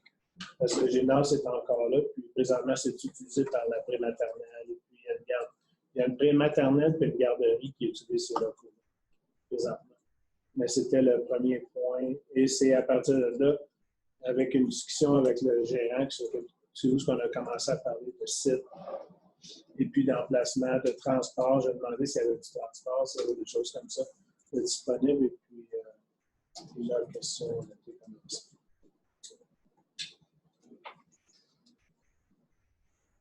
Chose pour ça? Je pense à... Alors, pour ce qui est, à ce moment-là, lorsqu'on avait fait ça, la directive administrative, c'était une recommandation de l'administration. On peut enlever cette partie-là, mais ce qui est recommandé à ce point-ci, puis avant d'aller avec cette formulation-là, j'aimerais juste dire que si on a besoin d'un 2 ans pour pouvoir arriver à avoir une école qui est attrayante avec une programmation qui se tient avec attrayante au sens où les parents veulent y rester, veulent y participer. Si on a besoin d'une année supplémentaire, c'est correct. J'ai mis le lien à la nouvelle école de Golden. Cette année, il y a une école qui s'est ouverte à Golden, tout près. Je ne dis pas loin, tout est relatif, mais c'est au DC, où les parents avaient fait une demande, si j'ai bien compris, et ils sont rendus dans leur 2e année, puis présentement, il y a 14 élèves. Peut-être qu'il y en a plus depuis que l'article avait sorti. Mais c'est quelque chose qui m'avait frappé. Mais si on parle de la rentrée pour septembre 2020, puis on a eu de grandes discussions, de bonnes discussions au comité, c'est pas... L'administration recommande de ne pas procéder avec l'ouverture d'une école, de nouvelle école dans la région de Crous-Nez-Place en septembre 2020.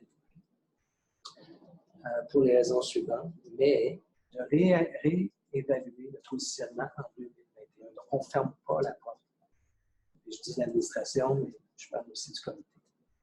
Alors, parce que présentement, il y a seulement 6 inscriptions, et là-dedans, il y en a 4, il y a seulement 4 inscriptions.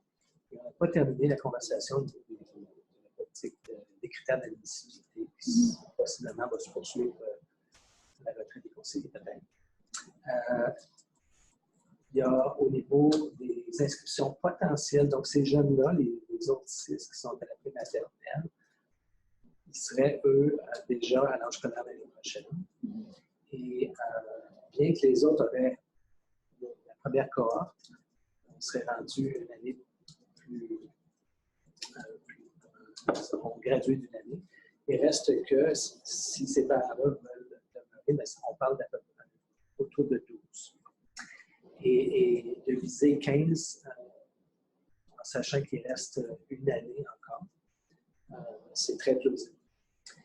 On a parlé des critères d'admission. Les revenus potentiels sont insuffisants pour trouver les dépenses potentielles. Ça va un petit peu avec la formule de financement. J'ai mis un point d'interrogation parce qu'on ne sait pas où est-ce que le gouvernement s'en va avec le budget l'année prochaine. Et déjà, cette année, on a pris des argents de nos réserves. Et si on veut que cette école-là soit viable, dans les premières années, on sait qu'il va falloir que le conseil vienne les appuyer au-delà du financement dans le biais de possiblement de l'audition. Okay? Et on a pensé, on a regardé aussi le fait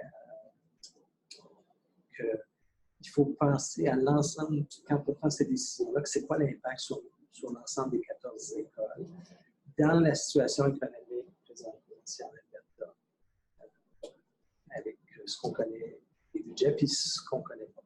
OK? Alors, mais certainement que l'année qui vient permettrait à la communauté de voir s'ils ne sont pas capables d'aller chercher justement d'autres familles qui seraient intéressées. Ce qui permettrait aussi à l'administration d'appuyer la création d'une prématernelle. Pas nécessairement au niveau financier, mais au niveau administratif.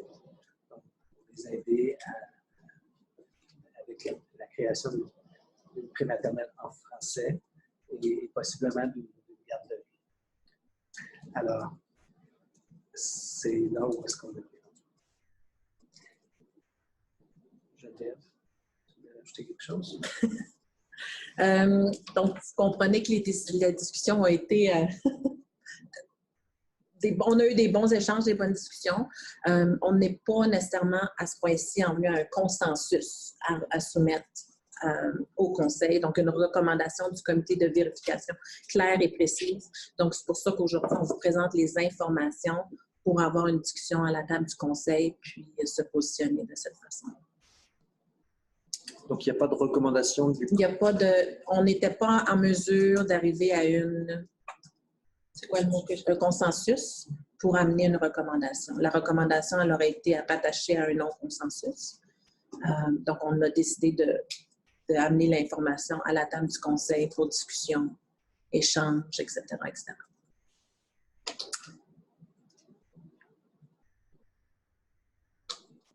Est-ce qu'il y aurait des questions à poser ou des éléments de... Moi, je vais en poser un. Est-ce que commencer une prématernelle sans une école, c'est une éventualité? Oui. Oui. Ceci dit, on ne peut pas à ce point-ci garantir qu'il va y avoir une école en 2021. Absolument pas. Non, je parlais juste parce que la prématernelle peut fonctionner avec un peu d'accompagnement, j'imagine. Parce qu'ils ont déjà eu une prématernelle. Déjà ouverte. Mais quelques questions. Une partie, c'est une garderie. Alors, on parle des mêmes gens qui seraient intéressés. C'est certainement, mais là, ça devient un choix parce que on ne gère pas les prématernelles à la communauté. Je vais peut-être faire un pouce pour une clarification qu'on a eue pendant le comité de vérification pour ta question. Comité d'aménagement. Excusez, aménagement. Réaménagement des communautés scolaires, ça va bien. C'était pour justement s'assurer que si on allait vers cette direction-là d'ouvrir un préscolaire francophone, d'encourager l'ouverture d'un préscolaire francophone, est-ce que ces élèves-là, ces enfants-là pourraient tomber sous la tutelle de francisation? Donc, est-ce qu'on pourrait transférer du financement à la communauté de Cross-L'espace pour cette première année-là? Là, c'est là où on n'était pas sûr de savoir, c'est pour ça que je regarde Lynn, de savoir si on n'a pas d'école d'ouverte à Cross-L'espace, est-ce qu'on peut quand même aller évaluer des élèves et recevoir du financement de la province pour pouvoir le retourner? Pour les attacher à l'école. Il faudrait les attacher à l'école. Donc, c'est possible. Oui? Théoriquement, oui. OK. OK. J'ai remarqué dans un PowerPoint un link, un hyperlink à Radio-Canada à propos de l'école francophone à Golden. Oui. Est-ce que tu peux nous donner plus de détails à propos? Est-ce que c'est une éventualité ou est-ce que c'est une certitude? Pour Golden, tu parles? Oui. Oui, alors Golden, on parle du conseil scolaire francophone de la Colombie-Britannique. La raison pour laquelle je donnais cet exemple-là, c'est qu'eux, ils ont pris 2 années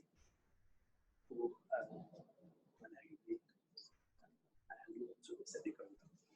Et puis,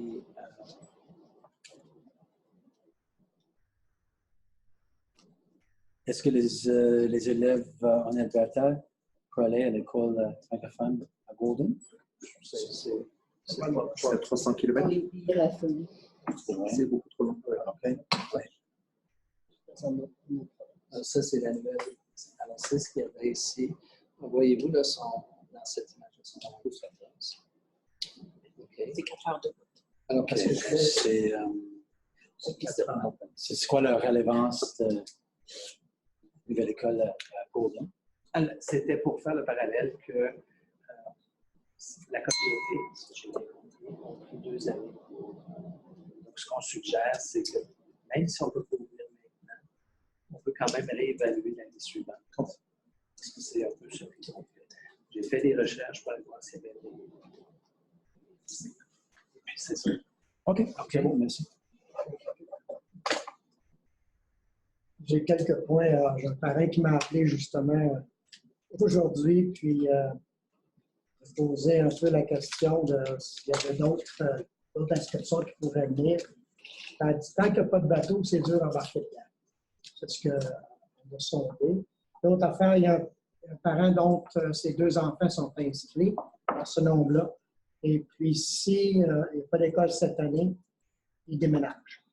Alors, l'école francophone est vraiment le point d'appui pour eux.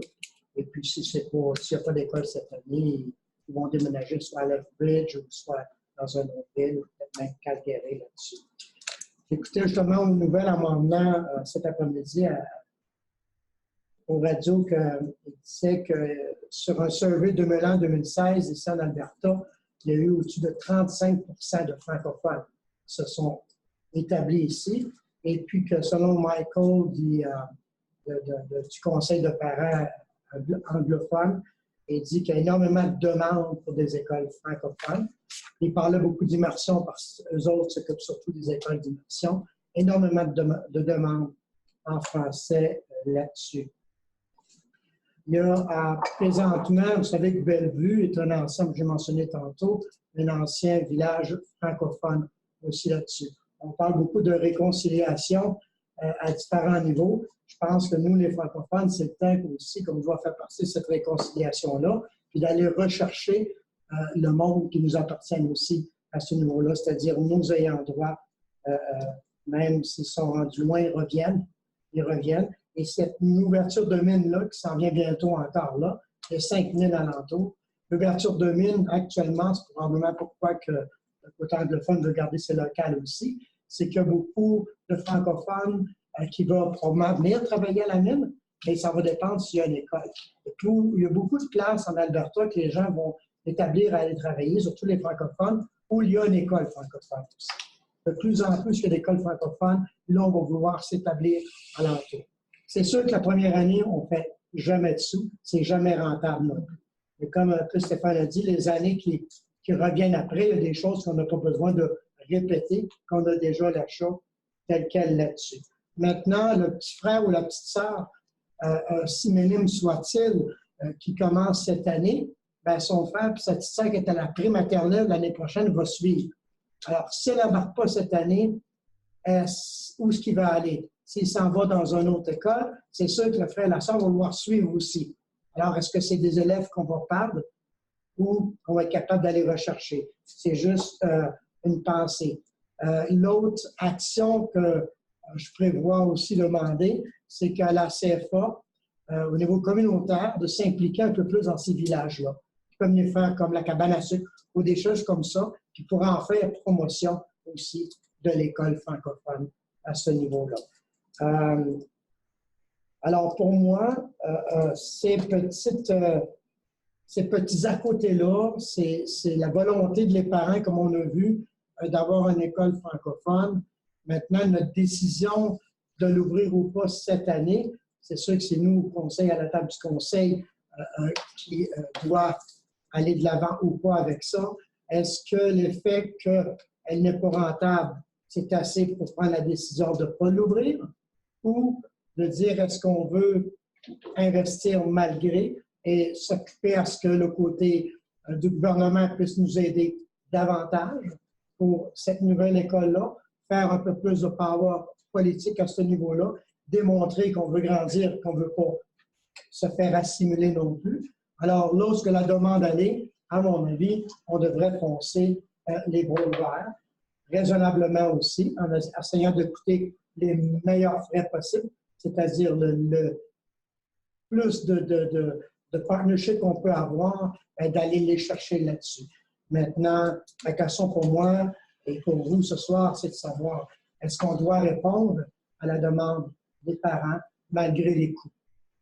Je pense que c'est un peu ce qu'il faut faire. Oui, c'est un peu prémédité, c'est un peu dur pour nous parce que nous ne sommes pas un conseil qui est riche. Maintenant, est-ce qu'on peut se permettre d'investir en allant de l'avant avec ce programme-là?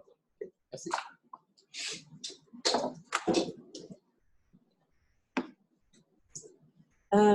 C'est sûr qu'au niveau du comité de réaménagement des communautés scolaires, on a eu la discussion avant, puis bon, en maintenant dans l'auto, j'ai eu du temps de réflexion. Ma réflexion tournait au fait, je retournais dans le passé, je regarde des écoles que moi j'ai vues ouvrir, que j'ai participé ou proche de loin, là. Donc Canmore, Cochrane, Airdrie, un petit peu, Brooks, moins. C'est sûr que ce n'est pas des écoles qui étaient rentables financièrement au départ. Parce qu'on commençait cette école-là à 14, 10, je ne suis pas certaine encore. Mais les nombres étaient bas et on a quand même, les conseils scolaires ont été, se sont engagés, donc ils se sont engagés vers continuer à construire les communautés francophones, construire l'éducation, bâtir l'éducation francophone et d'en faire la promotion. Donc ça, moi, c'est quelque chose d'important. Je regarde, comme une première année, si je regarde au niveau des coûts, au minimum, on parle d'à peu près 300 000 $ d'investissement, donc d'argent qui ne rentre pas, mais qu'on doit sortir. Je veux dire, si on attend d'être rentable pour ouvrir des écoles, on n'ouvrira jamais plus d'écoles en région parce qu'on n'aura jamais 40, 50 élèves lorsqu'on ouvre une école. C'est impensable en région. Le chiffre 6, je le trouve bas. J'ai un inconfort avec le chiffre 6. J'aurais été confortable plus avec 10. Je serais confortable financièrement. Moi, je serais confortable avec 10, dire go, on pousse. Mais comme Marco dit, puis encore là pour l'avoir vécu aussi, quand tu lances, les gens souvent ont de la difficulté à embarquer dans un projet quand ce n'est pas réel encore. Même si je leur dis, viens donner ton papier, ça, c'est comme les gens attendent. Je l'ai vécu à Canmore, non? Je suis un petit peu divisée en deux sur la question présentement aussi. Je veux dire, au niveau du conseil, des investissements de 300 000 $, on en a déjà fait. On a construit des locaux SMB, on a eu les orties, on en a fait beaucoup d'investissements qui ont coûté, qui ont rapporté, mais qui ont coûté. Moi, je le vois ça potentiellement comme un investissement qui coûte et qui rapporte. L'inquiétude présentement, c'est l'instabilité au niveau du financement.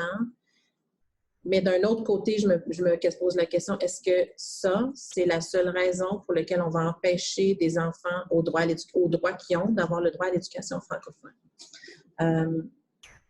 Et une autre chose que j'ai verbalisée pendant le comité de réaménagement, c'est que, si vous savez, potentiellement, il y a une communauté qui a demandé l'ouverture d'une école récemment dans le nord de la province. Le conseil scolaire à qui ils ont demandé, ils ont dit non. Puis, ils se sont virés vers un autre conseil scolaire, puis ils ont dit oui, nous, on va le faire dans la communauté francophone. Ça a créé des froissements. Est-ce que c'est un potentiel? Oui. Est-ce que présentement, un autre conseil dirait oui? Ça, je ne sais pas. Mais il y a cette inquiétude-là aussi.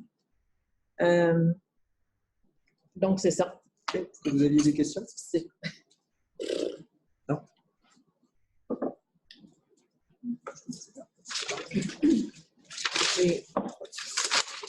Peut-être. Bon. Mais je pense qu'il va falloir qu'on avance parce que je pense qu'on a entendu beaucoup de points.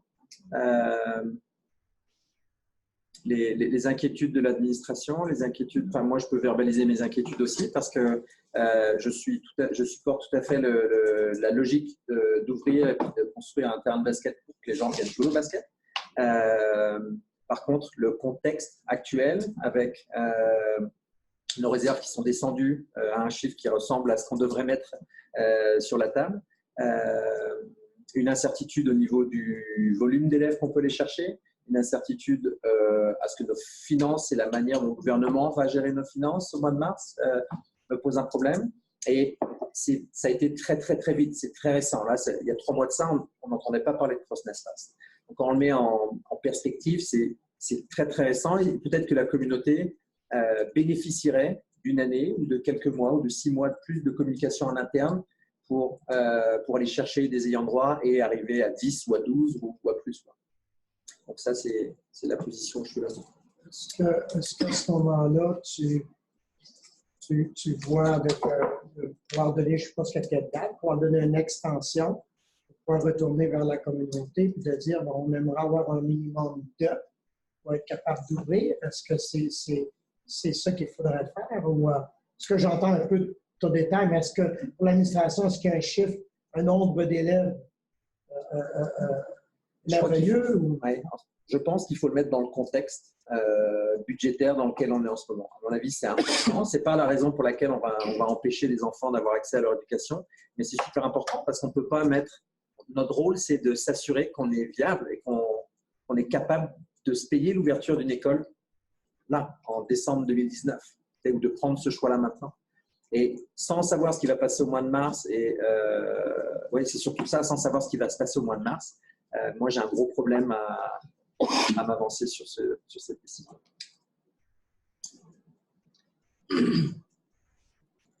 J'aimerais juste quelque chose à rajouter. Oui. Là, on va voter, j'imagine. Oui. C'est la dernière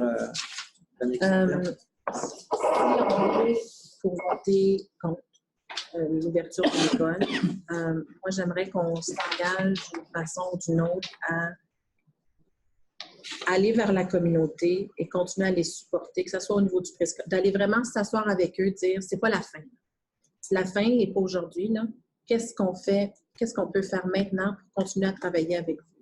Et il y a peut-être des partenaires externes comme Marco mentionnait, la communauté, etc. Mais je veux vraiment que le message qui va ressortir d'une proposition ou d'une autre, que ce soit pas au compte, c'est qu'on travaille avec vous. On est là parce que c'est notre objectif autant que le vôtre. J'aimerais par contre qu'on se positionne à un moment donné sur le nombre minimal pour nous pour une école. Parce que je pense que ça peut… d'avoir un objectif, pour une communauté, d'avoir un objectif précis à atteindre, c'est engageant, c'est rassurant et ça l'embarque les gens. D'aller flou, de dire, ben on verra selon les finances, non. Il faut qu'il y ait quelque chose de précis. J'invite le comité de réaménagement à travailler là-dessus. D'accord. Moi, je l'ai. Vous n'avez pas arrivé avec une recommandation. C'est une bonne idée que vous arrivez avec une recommandation. Donc, qui c'est qui ferait la proposition que ce soit positif la proposition, ce serait de procéder au projet d'ouverture d'une école à CrossNSPAS. Est-ce que quelqu'un souhaite faire la proposition? Oui. Marco Bergeron fait la proposition. Donc, tous en faveur. Donc, on vote sur la proposition qui est d'ouvrir. On vote sur la proposition qui serait d'appuyer le projet d'ouverture d'une école à CrossNSPAS. Je propose d'ouvrir l'école. Je propose. Marco Bergeron a proposé. Est-ce qu'on est d'accord? Tu veux la reformuler? C'est pas juste ouvrir une école, c'est ouvrir une école. Oui, c'est ça, un amendement. Excusez-moi. Je la lisais telle qu'elle était indiquée sur le document et peut-être qu'elle a besoin d'être affinée. C'est complètement ouvert. En fait, c'est pour laisser la possibilité de proposer soit d'ouvrir ou de ne pas ouvrir. Donc, c'est complètement ouvert. Est-ce qu'on a vraiment besoin de reformuler? C'est ça les deux choix. C'est pour ça qu'il est écrit de cette façon, que la proposition est écrite de cette façon. Que personne ne soumet un libellé exact de proposition. Je crois qu'il faut une proposition, un amendement amicable. C'est la proposition de toi, Marco. Alors, est-ce qu'on peut… Si c'est ouvert, on peut… Est-ce qu'on peut ajouter les mots? On propose d'ouvrir le projet d'ouverture d'une école à CrossNSPAS en 2020. Pour septembre 2020. Okay. C'est ça. Parce que ça, c'est son subvention.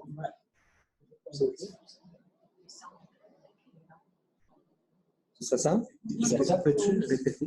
Que Marco Bergeron propose de supporter. Est-ce que ce serait ça? Non. Propose d'ouvrir une école à Croznespace en septembre. Propose d'ouvrir une école à Croznespace en septembre 2020. Est-ce qu'on est tous d'accord avec cette proposition? Tu acceptes l'amendement? Merci beaucoup. On n'a pas besoin de voter sur l'amendement? Non, parce que c'est amical. Parce que c'est amical. Très bien. Et il a accepté.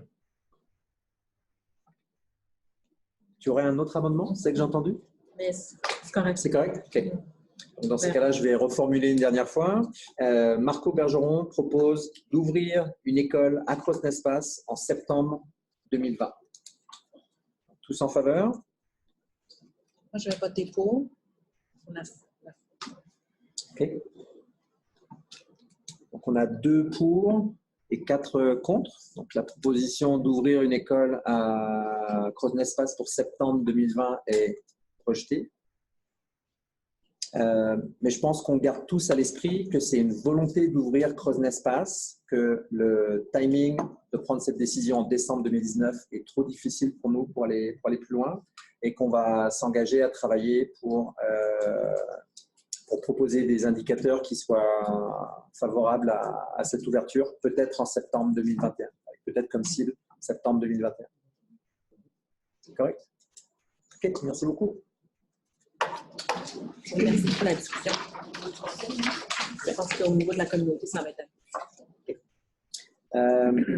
le point 7.1, qui est donc maintenant les dossiers liés aux politiques, engagement en matière de gouvernance, c'est un huis clos restreint, si je ne me trompe pas.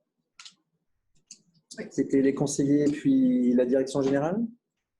Ou c'était que les conseillers? Non? avec la direction générale. Avec la direction générale, peut-être qu'on l'a fait la dernière fois. Quelqu'un souhaite proposer, Quelqu'un souhaite proposer un huis clos? Conseiller Bergeron? Tous en faveur? Alors, nous revoilà en session plénière, sortie du huis clos. Comme il n'y a pas de proposition sur le procès verbal, nous allons d'abord nous mettre d'accord sur la nature de la proposition et qui fait la proposition. Donc, quand on est sorti du huis clos, c'est Bourassa, vous avez dit que vous alliez amener une proposition sur la table. Est-ce que vous pouvez nous la répéter? C'était ma compréhension. Oui, moi aussi. Ben, moi aussi, mais parce que ce n'est pas à la table, je crois que selon Claude Morin, je peux toujours changer mon idée, non? Et Nathalie a dit qu'elle était contente de... Nous, on a besoin d'avoir une proposition sur la table et que tout le monde soit d'accord d'amener cette proposition sur la table. Et que la majorité des conseillers soient d'accord pour pouvoir accepter la proposition sur l'ordre du jour. Sauf que Jacques, je ne le vois pas. Non. Non, c'est pour ça pourquoi est-ce que Geneviève regarde ce que tu as fait? Oui, mais parce qu'on était d'accord. On était d'accord. Absolument. Mais on est sorti du huis clos. Maintenant, il nous faut une proposition sur la table. On est sorti du huis clos. Conseiller Bourassa voulait amener une proposition. Et moi, je vous demande, est-ce que vous pouvez amener votre proposition à la table pour savoir si on veut accepter de voter sur cette proposition? Je peux le faire ici, point d'ordre, si tu peux me dire dans le Code Morin où c'est une obligation pour moi que pendant un huis clos, que je procède avec la résolution. Oui, la résolution ou proposition. Il nous faut une proposition pour avancer.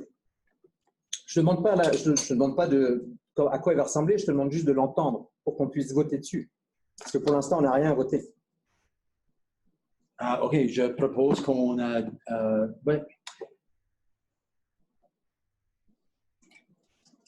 Je ne sais pas si c'est nécessaire.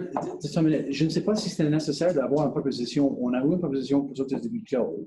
Oui. On a eu des discussions à propos d'une proposition que moi j'allais la faire. Maintenant, où est-ce que ça dit dans le Code Morin qu'il faut que je continue avec une proposition? Oh, nulle part. Sinon, il n'y a pas de proposition. OK, bon, je crois qu'il n'y a pas de proposition. Donc, tu n'amènes pas de proposition? Non. OK. Si tu peux me dire que, bon, Paul, c'est le point blablabla de Côte-Morin, il faut que tu amènes ce que tu dis que tu allais amener comme proposition. Non, je ne crois pas. Je ne sais pas si c'est une obligation. Je ne pense pas non plus. Par contre, la raison, d'une manière, je ne sais pas ça quoi va être le mot, on s'est parlé, on s'est mis d'accord de sortir du huis clos sous réserve que tu avances une proposition. Oui. Mais aussi, pendant le huis clos, j'ai demandé à Nathalie si elle était contente de faire une proposition négative. Elle a dit oui. C'est déjà partie des échanges. Oui. Alors, Nathalie, est-ce que tu veux faire la proposition? Non. OK. Bon, alors, il n'y a pas de proposition. Puis voici la situation. Là. Si on décide, on va-tu au magasin ce soir? Y a-t-il quelqu'un qui veut faire une proposition pour aller au magasin ce soir? Ça tombe 3-3. Donc, on ne va pas au magasin ce soir. Après ça, la proposition inverse, est-ce qu'il y a quelqu'un qui peut proposer qu'on ne va pas au magasin ce soir? Ça passe 3-3 encore, c'est battu. Donc, par défaut, on va au magasin. Voici le danger avec la proposition négative. Très bien. Et je pense que tout le monde la comprend. Par souci de temps, nous allons passer au point suivant. Je voudrais juste rajouter une dernière chose, M. le Président. C'est vu qu'il n'y a pas de proposition sur la table, je m'attends à ce que les remboursements soient effectués d'ici la prochaine réunion du Conseil. Vu qu'il n'y a pas de proposition sur la table, on se doit de suivre nos politiques et procédures. Donc, le conseil scolaire, on est guidé par nos politiques et procédures. Donc, je m'attends à ce que le Conseil le suive. Je ne débattrai pas ce point longtemps, sachant qu'il est 9h25. Et nous avons maintenant 50 minutes de retard sur l'agenda. Malheureusement, il faut que je vous quitte. Alors, parce que je ne serai pas ici, vous pouvez continuer avec une unité pour continuer après. Bonne chance, tout le monde. Comme il est 9h24, je souhaiterais dès maintenant demander aux conseillers si vous souhaitez faire une extension de...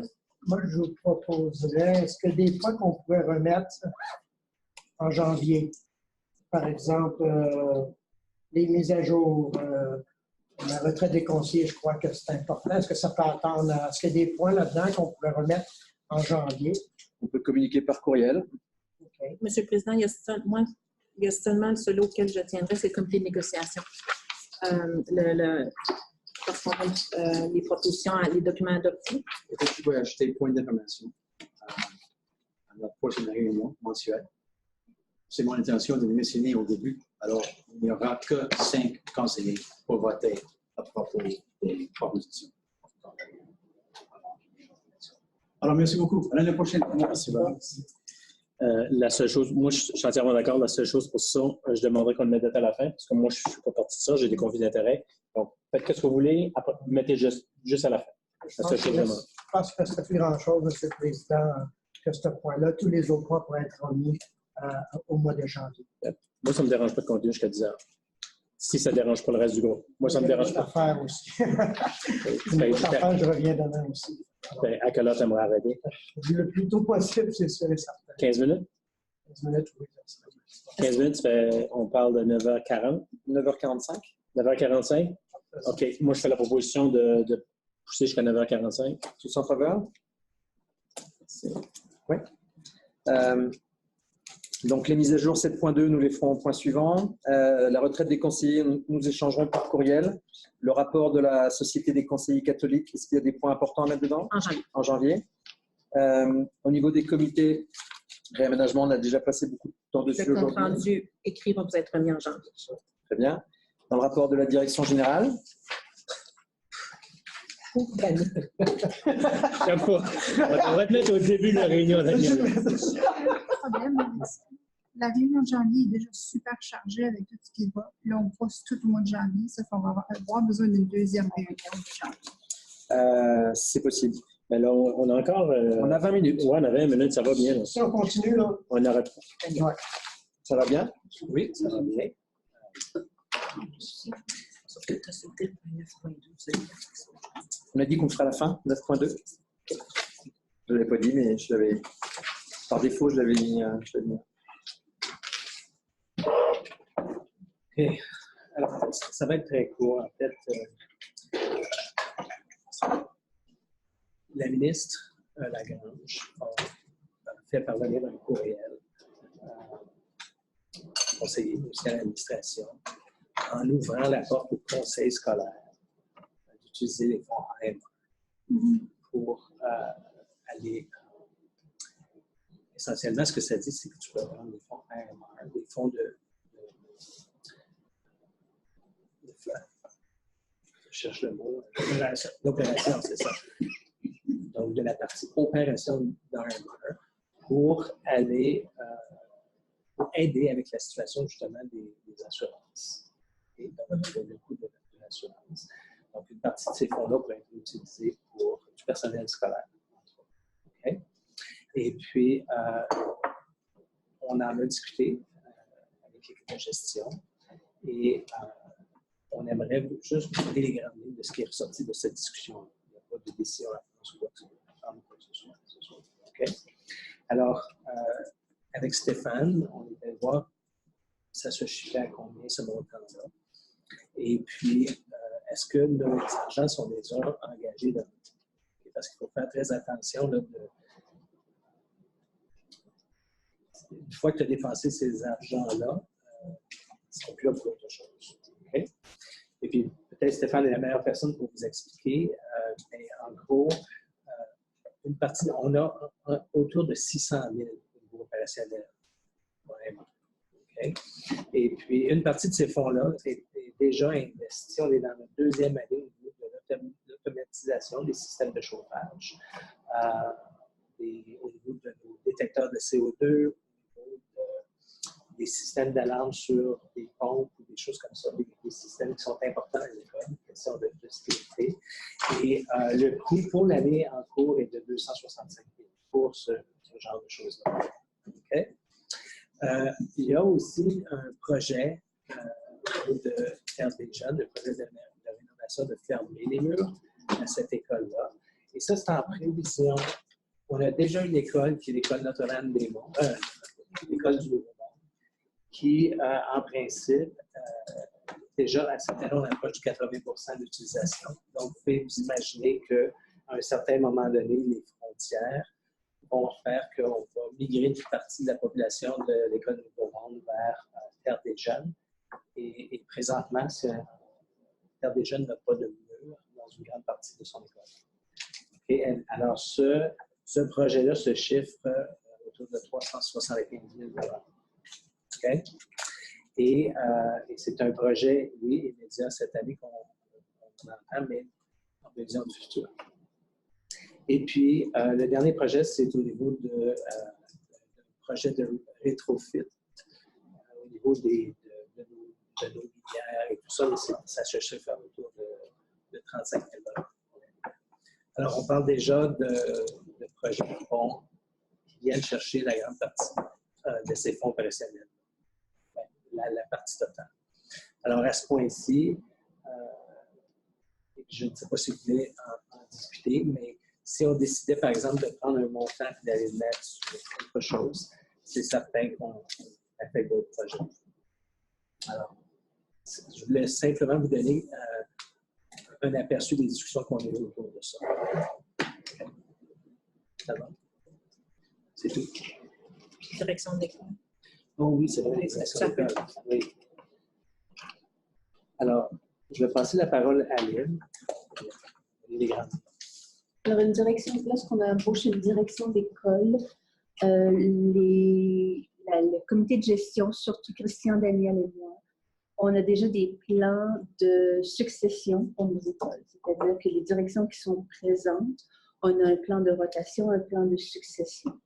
C'est parce qu'on ne veut pas toujours avoir la même école pendant trop longtemps dans une école. Donc, il y a un certain plan c'est ça. C'est la première étape. C'est quel est le plan de succession? Quel est le plan de rotation? Une fois que ça s'est pris en place, c'est disons qu'il y a un endroit qui est vide et qu'on n'aurait personne. Donc, on fait une annonce. Généralement, on va annoncer à l'interne et à l'externe en même temps et on va sélectionner les candidats qu'on trouve les meilleurs selon les qualificatifs de la clientèle de la communauté pour passer en entrevue. Les entrevues sont faites par l'équipe de gestion, surtout Christian, Daniel et moi. Et on a vu dans le passé aussi que les entrevues s'étaient faites avec l'équipe au complet, puisque la direction d'école va avoir à dealer avec les différents secteurs d'une école. Alors, souvent, ils vont faire une présentation pourquoi ils sont la meilleure école. Et chacun d'entre nous, on pose des questions en lien avec notre département. Et suite à ça, il y a une évaluation des candidats et une recommandation qui est faite, des vérifications de référence qui sont faites. Et voilà comment on sélectionne une direction d'école. Les critères sont en lien maintenant aussi avec les standards de qualité, parce que le ministère nous oblige à avoir des standards de qualité. Et une des premières réglementations maintenant, pour avoir ton certificat, tu ne peux plus être direction d'école sans avoir eu ton certificat de leadership. Et pour avoir ton certificat de leadership, tu dois avoir une maîtrise. Donc, pour nous, l'application, la personne doit avoir une maîtrise ou être en voie avancée d'avoir cette maîtrise parce qu'elle a besoin de son certificat de leadership pour remplir le prérequis des conditions. Alors, en gros, c'est la méthodologie qu'on utilise pour embaucher les directions. Question? Oui, la seule raison, puis je l'ai déjà parlé avec, un petit peu avec Daniel, la raison pourquoi je soulevais le point, c'est que le conseil d'école de Notre-Dame-des-Monts ont soulevé que lors d'une formation qu'ils ont eue avec la Fédération des parents francophones, ils se sont fait dire qu'un représentant de la communauté scolaire pourrait siéger lors des entrevues. Pas nécessairement poser des questions, être dans le cadre du processus de décision, mais siéger. Je dois dire que moi, j'ai vécu des embauches de direction comme ça par le passé, mais on retourne en arrière, là. Donc, c'est ça. Donc, la question venait de leur part. Donc, moi, je leur ai dit qu'on clarifierait le processus. Il y a eu des discussions autour de leur table qui étaient par rapport à ça. Mais je pense que si j'essaie d'englober leurs questions, c'est qu'ils veulent s'assurer que lors de l'embauche, on embauche des directions d'école qui vont être en mesure de bien s'intégrer dans la communauté scolaire de l'école en question et qui sont en mesure de bien comprendre les réalités de ces communautés-là qui sont diverses. Donc, c'est ça. Donc, s'assurer que dans le processus, ça, c'est fait. Puis on a eu la discussion autour de ça. OK. C'est correct? C'est bon? C'est juste dans le passé, j'ai assisté moi aussi à ça. On prenait toujours un conseiller d'une autre école. On ne prenait pas le conseiller de l'école attribué juste pour éviter qu'il y ait des connaissances des fois avec la personne. Même si il n'y a pas d'autre boîte, c'est juste un expert, mais pour ne pas influencer les personnes qui sont. Alors, mettons, comme à Kenmore, avec quelqu'un de Calgary ou vice-versa. OK. C'est bon pour le rapport? Oui, c'est tout. On va pouvoir passer aux communications et appuis, donc la mise à jour en infrastructure. Donc, mise à jour en infrastructure, on a fait pas mal avec le rapport de Christian. Et puis, à part de ça, dernièrement, il n'y a rien d'autre. On attend encore, le seul permis qu'on attend encore pour le développement, c'est à Airdrie. Les portables, tous les autres permis, présentement, on est en train de faire le building permit, qui est le permis de construction. Donc, on a passé la première étape, qui est le permis de développement. Et puis, on attend pour le permis de construction. Petit à côté, la semaine dernière, on a une rencontre avec Adèle à Cochrane pour parler de sa situation parce qu'elle a assez d'élèves pour avoir une 9e année, donc on est allé visiter. On a regardé les locaux et puis on a certaines alternatives. On a appliqué déjà pour un portable. Et puis nous, la raison qu'on est allé, c'est si on n'a pas le portable, c'est quoi le plan B? C'est quoi le plan C? On a développé des stratégies avec Adèle. On est très confiant que s'il y a des 9e années l'année prochaine, on n'est pas confiant, on est sûr que s'il y a des 9e années l'année prochaine, on a une place pour ça. Oui, j'ai vu passer sur les médias sociaux qu'il y avait quelque chose qui avait été signé à Airdrie. Ah oui, excuse-moi. S'il vous plaît, si c'est possible de clarifier. C'est de ma faute, j'ai complètement oublié. La Belle semaine feuille. dernière, on a finalisé une entente qui avait été écoutée en 2014 avec le conseil de Rocky View et puis de Calgary Catholic pour, ça s'appelle LAC, c'est Land Allocation Committee.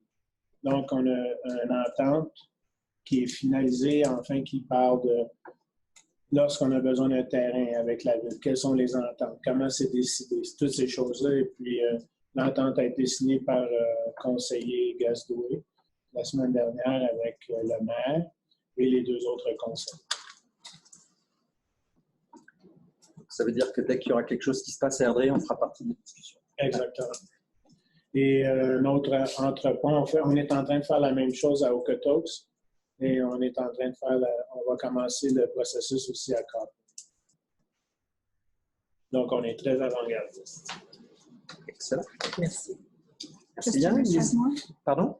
Gestionnaire chaque mois aussi. Mise à jour en transport? Transport, on n'a vraiment aucune mise à jour présentement. Okay.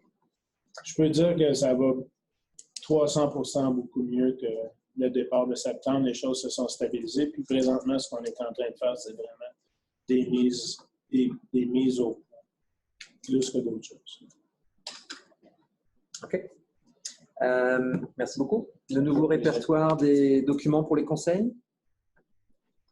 Juste rapidement, est-ce que vous êtes tous familiers d'abord avec l'utilisation des drives? Il y a un autre type de drive qui est un drive partagé. Et on a commencé à le peupler. C'était suite à une suggestion de Paul qui avait demandé est-ce qu'on regroupe des discours, ce genre de choses-là ou des documents qui étaient mis au nom de la présidence.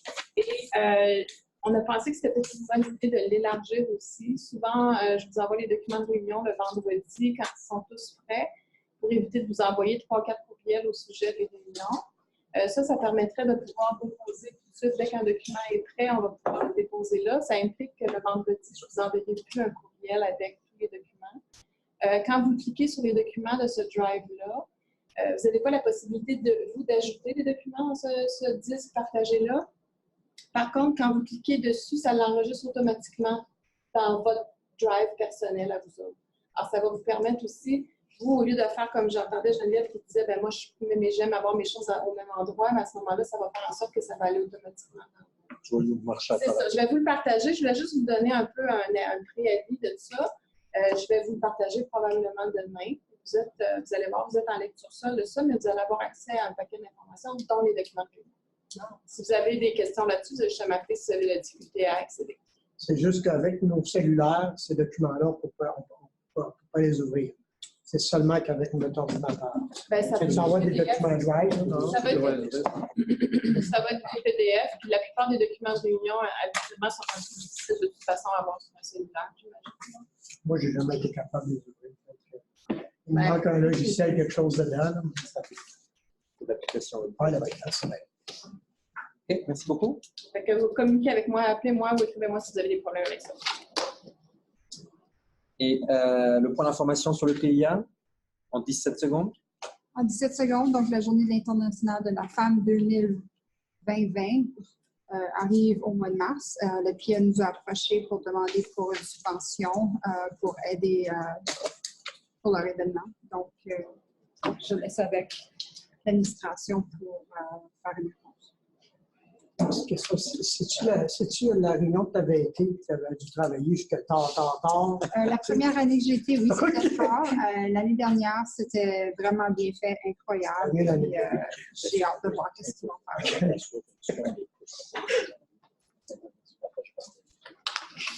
Je vais juste m'assurer que 7.2 et 7.3, on ne les repousse pas au mois de janvier, on va les partager par courriel, au lieu parce que sinon la réunion est déjà trop pleine au mois de janvier.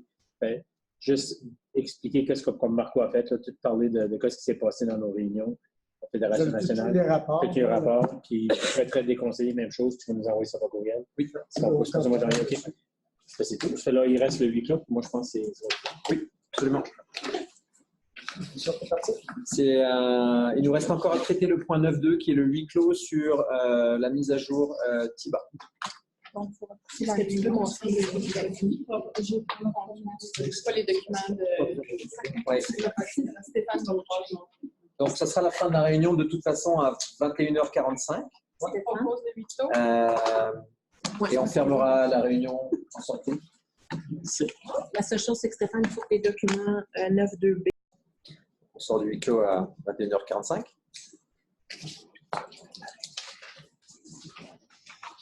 Donc, bien, ça met fin à la réunion. La La prochaine réunion sera le mardi 14 janvier 2020 à l'école Sainte-Marguerite-Bourgeois. Merci à tous. Ça m'a manqué dans les...